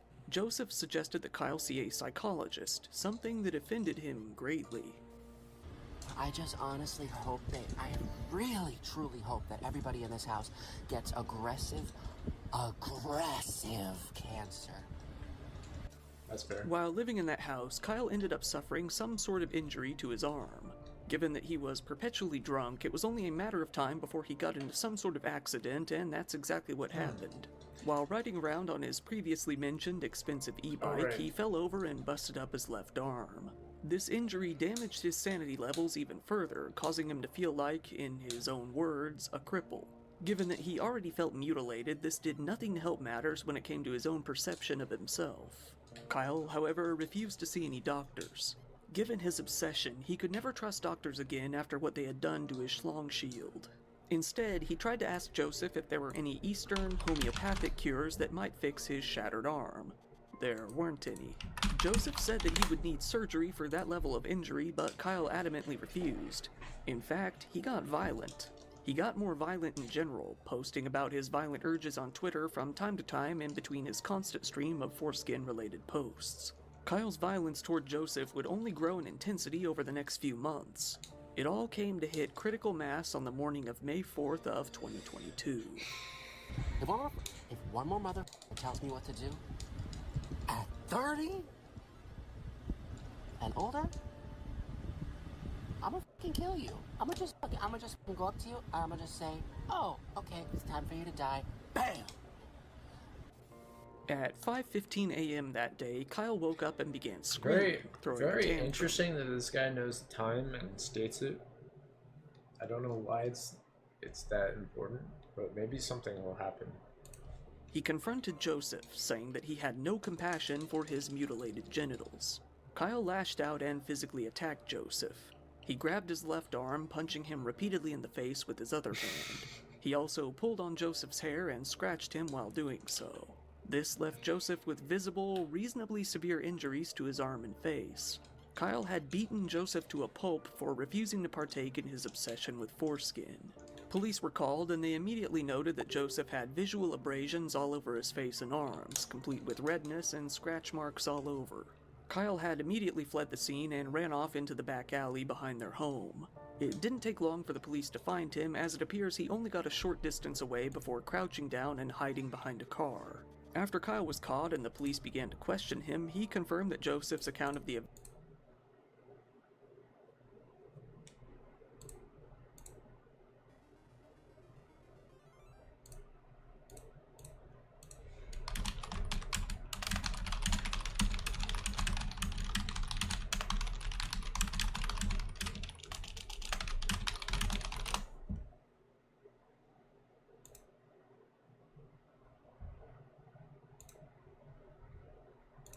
events that morning were completely true. He had indeed violently assaulted him after one of his usual circumcision meltdowns.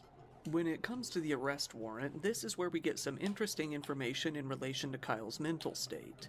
According to the arrest report, he had no drug use or mental illness to name. While this doesn't mean that he doesn't have any mental illness, it at least means that there was nothing diagnosed to be disclosed. Given Kyle's fear of doctors, this isn't very surprising. Kyle Perez was taken into the Pinellas County Jail, hit with misdemeanor charges of domestic battery. Shit. In his mugshot, he looks oddly peaceful and happy. For several months, No, he Kyle do- went quiet online. No, he doesn't. What are you talking about?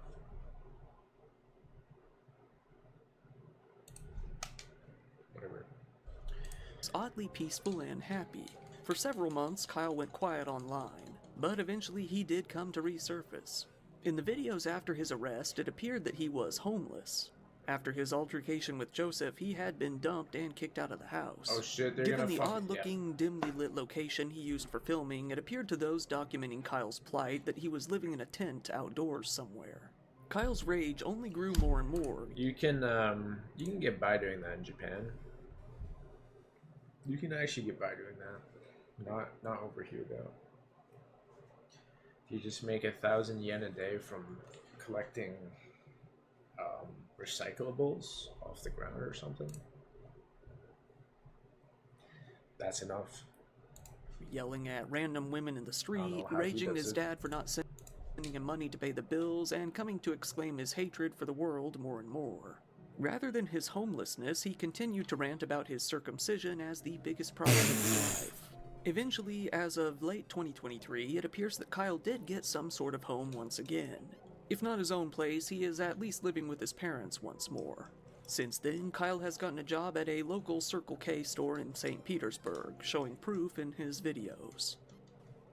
Kyle seems to really despise his job, given that he has to interact with the public regularly, and he presents himself so weird in these videos, like... is, well, a pretty antisocial type of guy. He now continues to express his hatred towards people online, specifically Americans a lot of the time, but the whole world in general. Given his track record, his alcoholism, his dwindling sanity, and his mounting rage, it's only a matter of time before he ends up in the hands of the cops once again. But maybe there's like a ton of... here's the cops. Maybe there's a ton of channels like this and I'm just not aware of them. Oh yeah, you see the cops? They coming to get me! They coming to get me, motherfucker! They coming to get my ass! There's the cops! The cops coming to get me! Once again, thank you for watching my video. If you found the content interesting, please give it a like, it really helps out in the algorithm, and feel free to subscribe if you want to see more content like this. If you haven't heard about it, I've started a new podcast with my friends called the NBR Podcast. If you want to see that, there's links in the description. I'd appreciate it if you checked it out. If you want, go ahead and follow me on social media, as if anything were to ever happen to this channel, that would probably be the only way you'd ever hear about it. Why is that guy I also really commenting on appreciate my it when people follow me on JB5 videos? Patreon. There you can get videos early, ad-free, and uncensored, and I'm trying to understand that.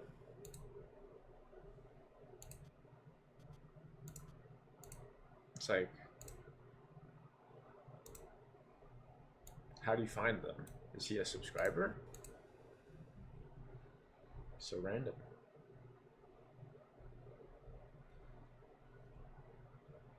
Like, the AI is so bad in that game, you can JB5 any of them for free. It's like comically bad. How it's just one of the many problems of that game. They're just gonna pretend it's not like a thing. No, it's actually a part of the game. It's a computer opponent's on maximum difficulty level.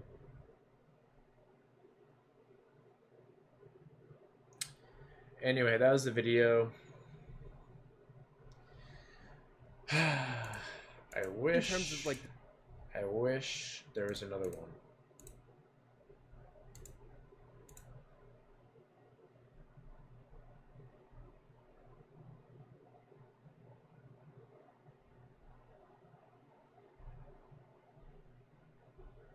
No, it's fine. No pressure. No pressure. No pressure.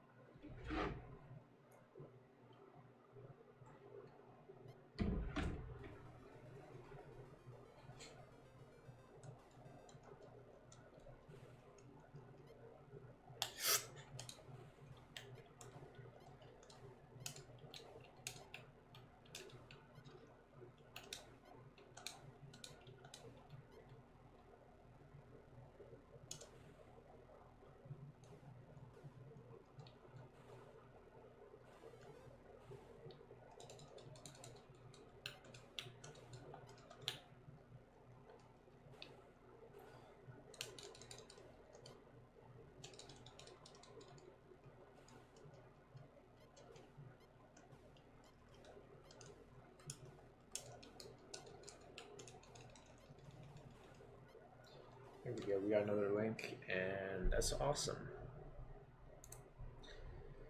Let's check this out.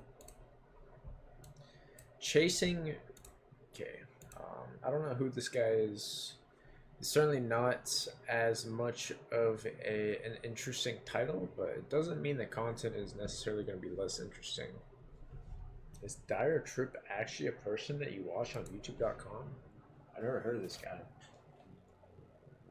a depressed, roid-raging incel with a history of violence and mental illness was given a license to own a shotgun.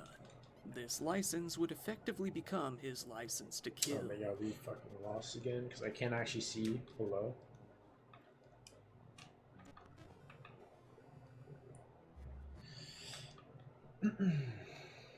It's been a good while since I've covered a guy like this on this channel. Took a bit of a hiatus, you could say. But This this guy is guy so left behind weird. such a bounty of Reddit posts, YouTube videos, and online rants that you can really get inside his head and do a deep dive. So, let's do Like, how does just someone that. behave this way on camera? I could never act like this.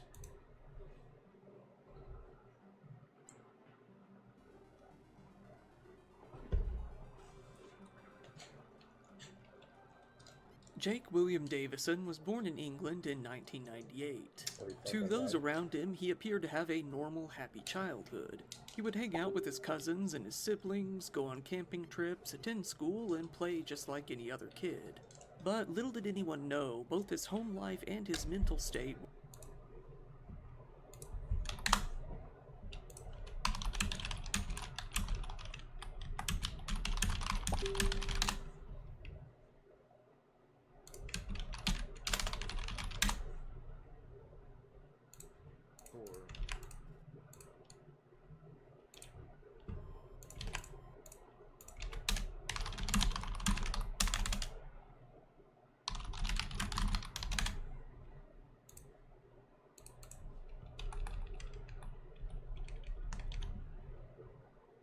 Yeah, I got fucking distracted just now.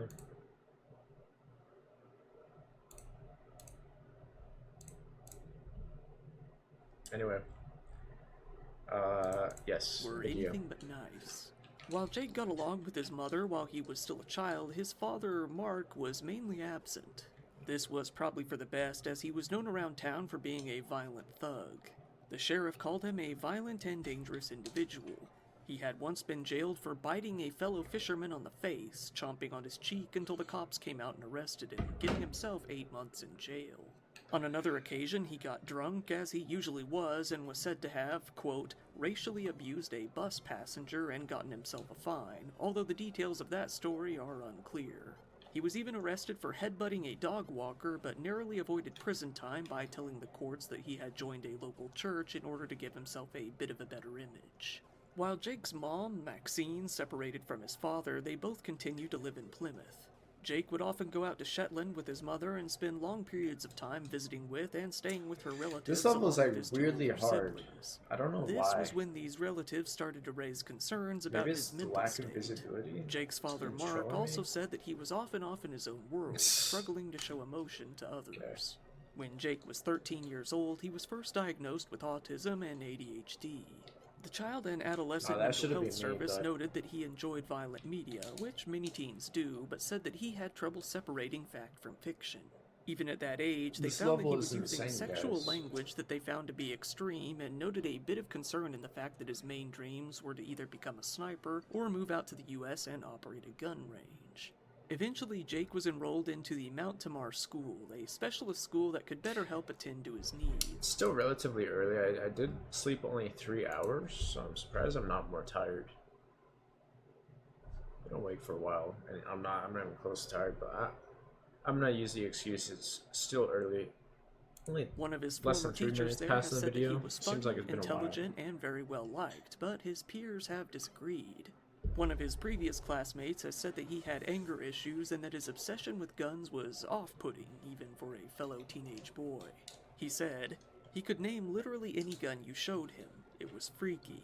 He was absolutely fixated with firearms. He used to draw pictures of himself shooting people while in class. He was a quiet guy. Guys, Gun obsession was do you understand me? Like, how the fuck? So the thing is, with the Namco Gallery version of Battle City, you can actually see the entire map because there's a different mode that allows it. This game, I can't fucking see that there's someone shooting the, let's call it flag. Maybe it's because there's no audio. Maybe I need to pay more attention to the map at the bottom, but what the fuck? Although the details are hazy, throughout his tenure at Mount Tamar, Jake would go on to assault 2 teachers as well as another student. In his 9th year at school, Career Southwest, a mental health guidance counseling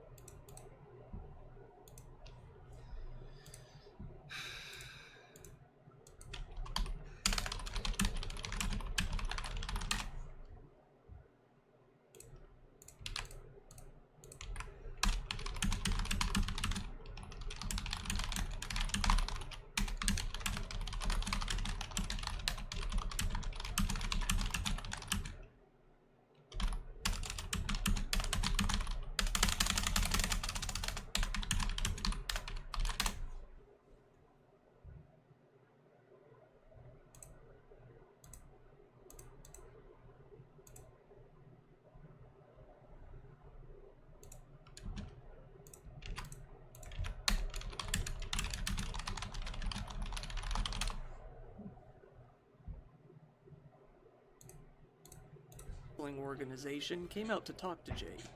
They said that he loves guns and he wants to join a gun club. Much of the review was taken up talking about how to get involved with guns. We suggested Army cadets. However, Jake said that his true dream was to go on to Guys, we're in a open good spot right firearm now. shop. Fuck.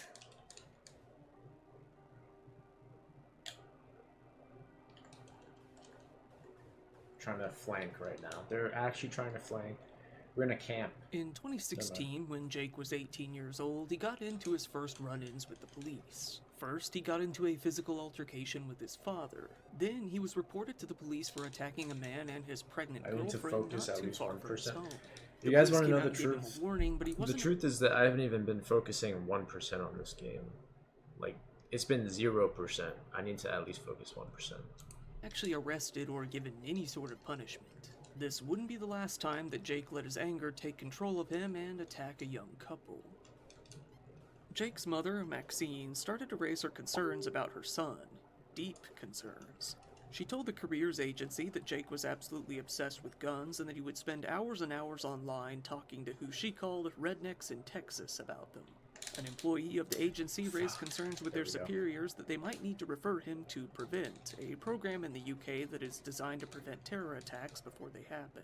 However, this would never come to fruition as Jake wasn't really talking guy's to any playing people that might so be able to fucking manipulate him safe. into carrying He's out not such gonna an go down. attack at the time. Maybe Now that the Jake AI was doesn't 18, work. he decided that it was finally time to go out and get himself a gun of his very own. In the UK, either a firearms certificate, FAC, or a shotgun certificate, SGC, is a There we legal go. requirement to get any of the firearms that are even permitted in the country. In England, these licenses are given out by the local police. No matter which sort of certificate you go for, you have to give a good reason for wanting a gun, prove that you have safe storage for it, and then take a background check. While filling out the application for a shotgun certificate, Jake declared on the forms that he had autism and Asperger's syndrome.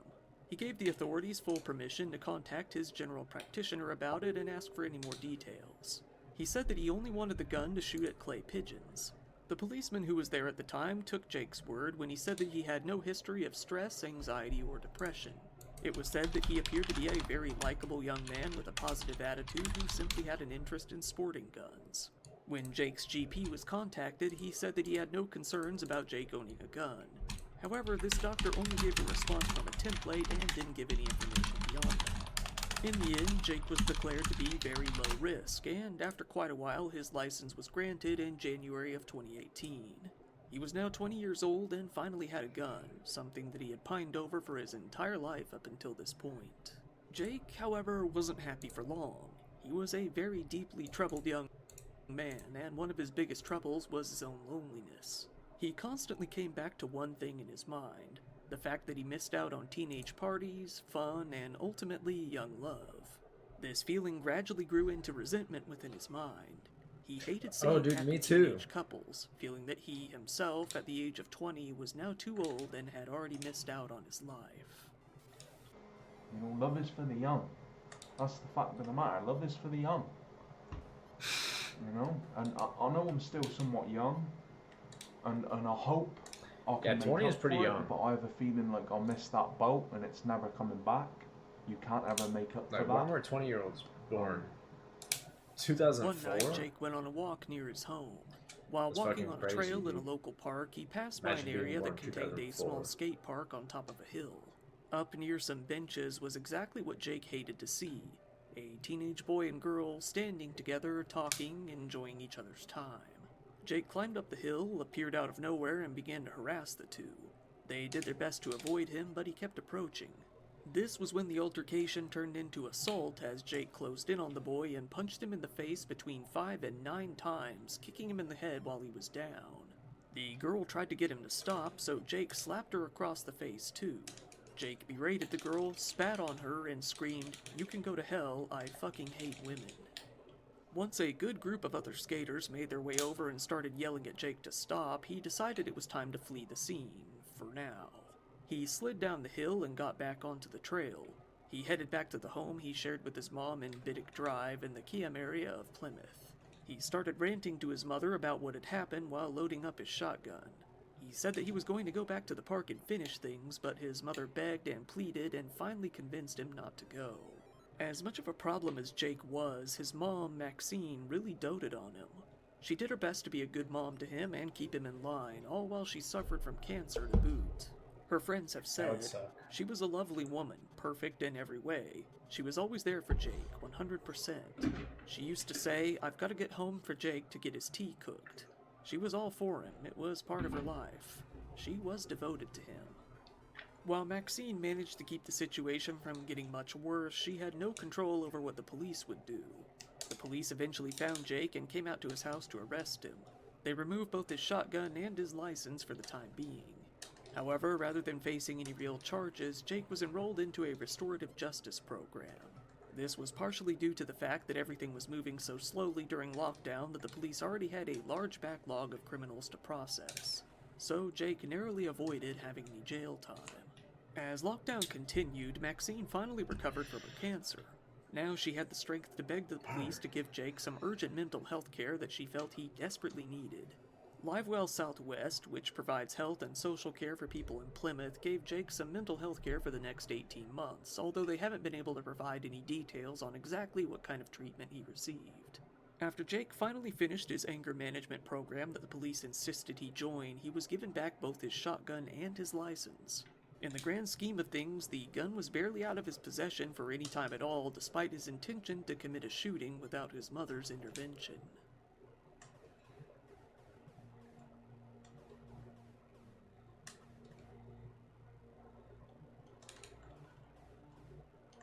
It was now 2021. Jake was 22 years old, working as an apprentice crane operator at a security and defense company called Babcock International. Jake was always active online, but during this point in his life he became much more so. He made himself a Facebook profile in an attempt to be more social, but he ended up mainly using the account to rant in comment sections, going on very long-winded rants about his beliefs as a libertarian and his support of Trump in the US. He would often talk about how Americans were cool and how he would love to live there himself. Oh, that's He started fucking going weird. to the gym, getting pretty serious about his fitness. He would go to the gym every single day aside from weekends and stay interesting. for a much longer time than most of the other It's people like there. European doing it. Attendees of the He's gym into said that he shit. was very quiet, kept his head down, and stayed in his own world for the entire time he was there. Jake also made an account on YouTube, calling his channel Professor Waffle. In his videos, he tended to show himself working out, talking about his past, and his nihilistic, defeatist views on the world. Jake started getting angrier as his despair and lack of motivation It's grew. interesting. This He guy, started you can, lashing out in he violent is ways, more and fairly more. amateur in his commentary. You can literally hear when he clicks his mouse to stop recording.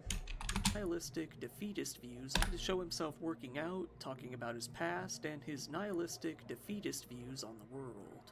Jake started Yeah, getting like you angrier. can straight up just hear it when he stops recording with his voice. He has 500,000 subscribers. So maybe my commentary is not that bad. Maybe I should just upload on Broken Games for... Actually, you know what? Maybe the algorithm doesn't work because I'm demonetized, which reduces the algorithm by like, let's say it's like 90%. It reduces it by like 90%. And his nihilistic, defeatist views on the world. Jake started getting angrier as his despair and lack of motivation grew. He started lashing out in violent ways more and more at home. He attacked his father during a visit and started punching holes in the wall when his mother made him angry. Against his mom's wishes, he built a home gym in their living room. When she asked him not to build it, he got enraged and threatened her, so it went ahead as planned. Jake got more and more into weightlifting, hoping to improve his appearance, gain some motivation, and possibly attract a woman. He took over the home, having his bedroom, turning another bedroom into his computer room, and then turning the living room into his gym. He would record numerous videos of himself lifting and working out to upload to YouTube during this time period. Maxine's boyfriend at the time says that he caught Jake abusing anabolic steroids, which were and still are illegal in the UK. Well, This was that's making what they his hair all fall fucking out, do. killing his libido, and even caused him to grow big, honking, luscious breasts. In addition to the steroids, Jake was drinking roughly 12 energy drinks a day, along with a protein What? shake. 12? Steroids, big, honking, luscious breasts. In 12? addition to the steroids, Jake was drinking roughly 12 energy drinks a day, along with a ton of protein shakes and various other lifting supplements. His mom, worried about his health, begged him to stop using all of these things, but he adamantly refused. However, even when it came to working out, Jake began to lose interest when he felt it was no longer benefiting him. Despite gaining a whole lot of muscle, he didn't feel that any of it was helping him to be happy, look better, or attract a woman any longer. He said that, in the end, he was still a fat, ugly virgin regardless. I'm still in the same house, same situation, same position. Still, everything's still the same. Yeah, you know, maybe I've got a job now. Yeah, maybe I've got some money now. You know, and I've got a couple of things that I bought, a new computer and stuff. But it's like it's all still the same. Like I'm still in the same position, same period in life. Still a fucking this, that, virgin, fucking fat, ugly, whatever you want to call it. What's changed? Nothing. Why do I even do it for? Jake slowly turned his rage against women in particular. He was becoming an incel, even though he didn't like to admit it. As his hatred against women grew, his relationship with his mother grew worse and worse. His neighbor said, Maxine and Jake used to be close. You'd always see him helping her with the shopping at Little, but they started to clash a lot. His views changed, and he went against women, and he became a misogynist. They clashed a lot. I mean, listen, these dudes, the last two videos, these guys are obsessed with sex. They're just fucking obsessed with it. If they just, like, played Battle City on Game Boy, they wouldn't have to think about it. They wouldn't have to think about it as much. Specifically on incel and black pill related forums. I've been over this a million times already, so I'll keep it pretty brief. Incel stands for involuntary celibate. They he said laid no matter how he's talked about it a lot. Black pill related forums. I've been over this a million times already, so I'll keep it. He's done a million videos about it. Incel stands for involuntary celibate. They can't get laid no matter how hard they try, and they come to hate the world for it. Black pill is something that's also popular within the same sphere. It's basically nihilism. People who say they're black pill claim to see the world for what it truly is, nothing but pain and suffering. It's an extremely depressive and hopeless outlook on life to have. On Reddit, Jake would complain about his relationship with his mother whenever he could. You have on to one post destroy on the some of incel your forum, face. commenters were asked, "How do you incels feel about your mothers?" To which Jake responded, "Can't stand her." He referred to her as his vile, dysfunctional, chaotic mother. In addition to his own mom, he would rant about other mothers as well. That fucking AI was who broken. he felt were particularly awful. Wild. He chronicled his arguments with Maxine over their finances. She had received government benefits due to her son having autism, which Jake felt should go to him. It seems that he was able to get it, writing, "Luckily I got PIP money because I legit have autism, which I should have taken from my mother at 18 years old, really, but like an idiot she manipulated and guilt-tripped me into letting her have it until 22. I decided enough is enough and I took it from her." Jake was also very active when talking about guns on Reddit, taking an interest in mass shootings particularly. Jake, with all of his problems, wasn't really a stupid man. He was a bit articulate. He would go on long rants about how mass shootings are more related to societal and mental health problems than the guns themselves, pointing out that America was full of guns in the 50s and 60s and these kinds of things didn't happen back then. Unfortunately though, Jake started getting more and more into incel content. He liked to watch videos on YouTube about Elliot Rodger in particular, studying him many times. At first, he didn't describe himself as an incel, acting as if he was mainly a sympathizer. And now as an adult, I'm in male environments, and because I'm autistic or whatever you want to call it, I'm not very social. I'm naturally quite asocial, so I don't have big social circles to where I know I can meet girls and connect up with girls. People like me have had nobody but themselves. And people who are incels and all this, I don't clarify myself as an incel, but you know, people like similar to me, they've had nothing but themselves. Jake began to become more and more involved with the black-pilled incel subculture. We get 2 timers in a row, In guys. particular, feeling that it aligned with his own views, his hopelessness, and his bleak outlook on life. What is there to look forward to? You get fucking uglier every fucking passing year. There's nothing really to look forward to as an adult other than getting rich. That's it. You either try and find something you have a passion for, which most We're on people stage don't. 50. We're on stage 50. Jake's biggest hang-up was missing out on teenage romance. He came back to this topic again and again, no matter what the topic of the video was originally. He felt that, as hormones are the highest during that period in life, teen love is bound to be intense and there's nothing else like it. He said that, in the past, women actually loved him and he wasted the opportunity to Alright guys, I game overed. I'm gonna be right back. It's gonna take approximately 8 seconds. Approximately.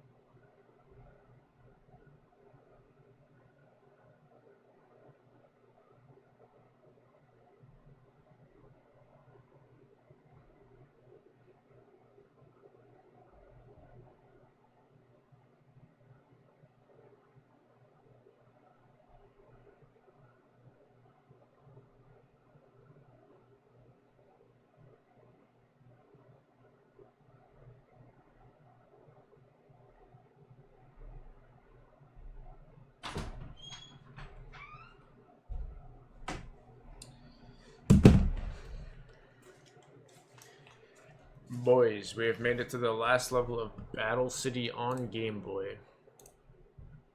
Question is, will they give us the credits even though we skipped like probably like 20 levels?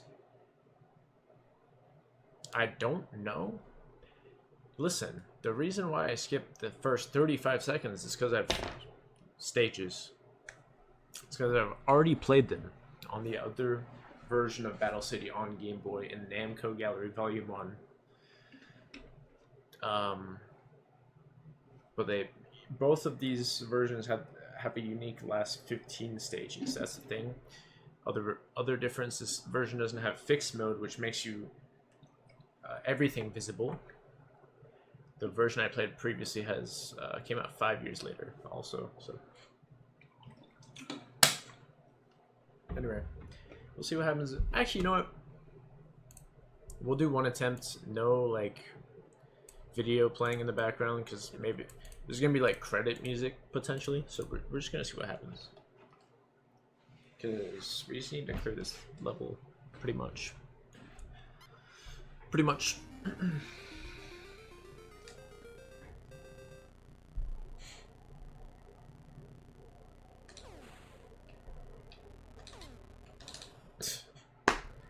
I didn't even see the shot that he did at me.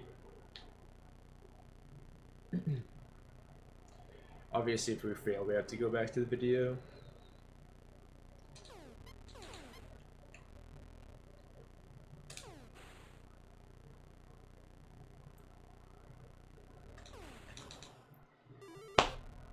Like these computers are complete idiots. They're just shooting randomly and like they're just going all over the place. All you do is hope that they don't look at you, essentially. They just shoot so random. They're just shooting constantly.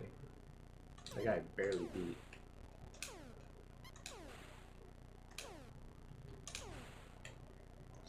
Ten more.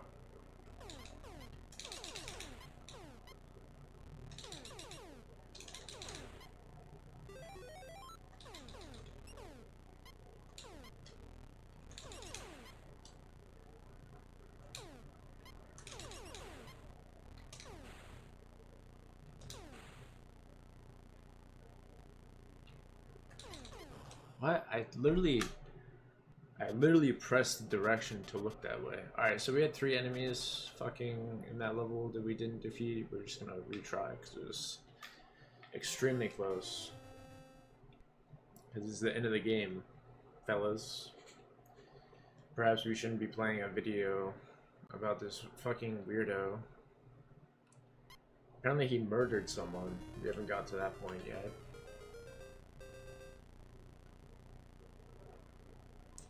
Right now he seems pretty normal from the video though, so...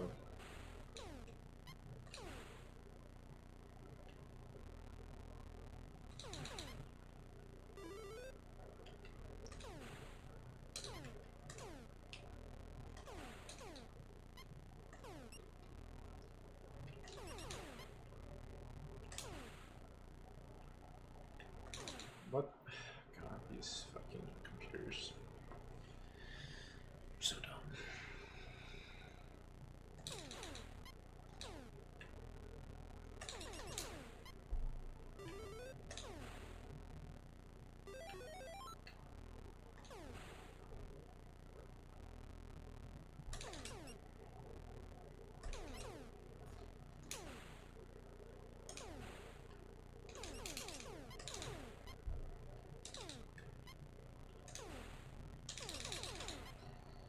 Okay, 2 more guys. Boop. And we'll see if we get the credits, guys. This is the moment of truth. If we don't get the credits, we have to replay the entire game, probably, because we didn't actually clear every stage in this version. That is, in this version.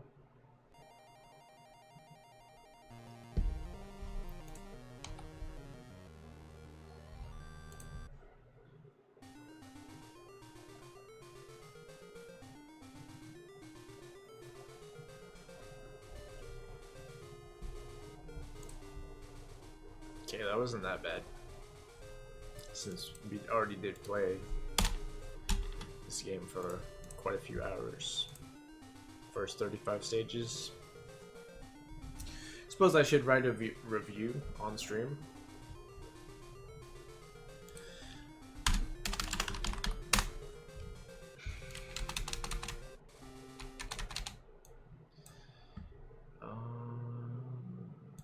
Thank you for playing. No, you're welcome, Nova.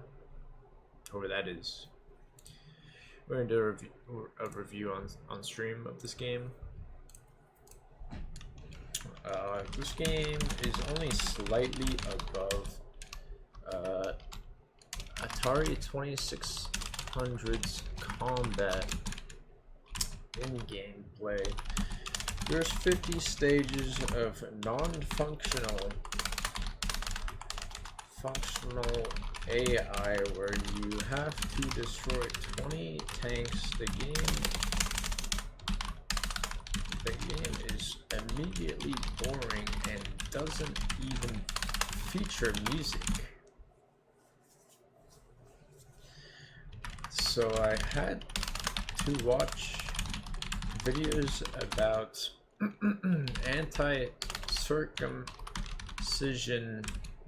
What's a good thing? What do you call that? So I had to watch Dire Trip in the background to increase my entertainment.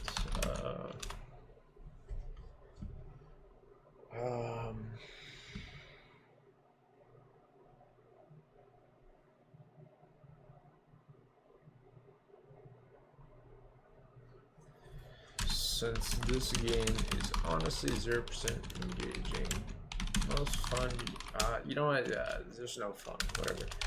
It just sucks, man, it just fucking sucks. Alright, we'll give it a 1 out of 5. What is my 1 out of 5? It's not worthless. I forget what I labeled it as 1 out of 5. I don't really play that many 1 out of 5 games.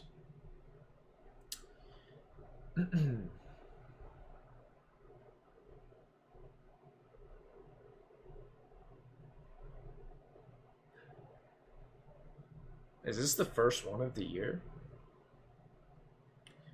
This is the first 1 out of 5, or was Yu-Gi-Oh the first 1 out of 5? That would not surprise me if Yu-Gi-Oh was actually the...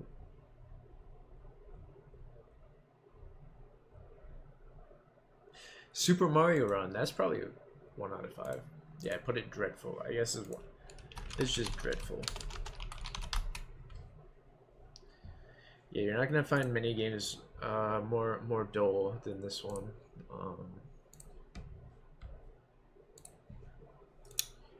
That's for sure. Now I don't know what to do. Anyway, we're gonna end it. We're gonna upload it on youtube.com. I don't know what's gonna happen after that.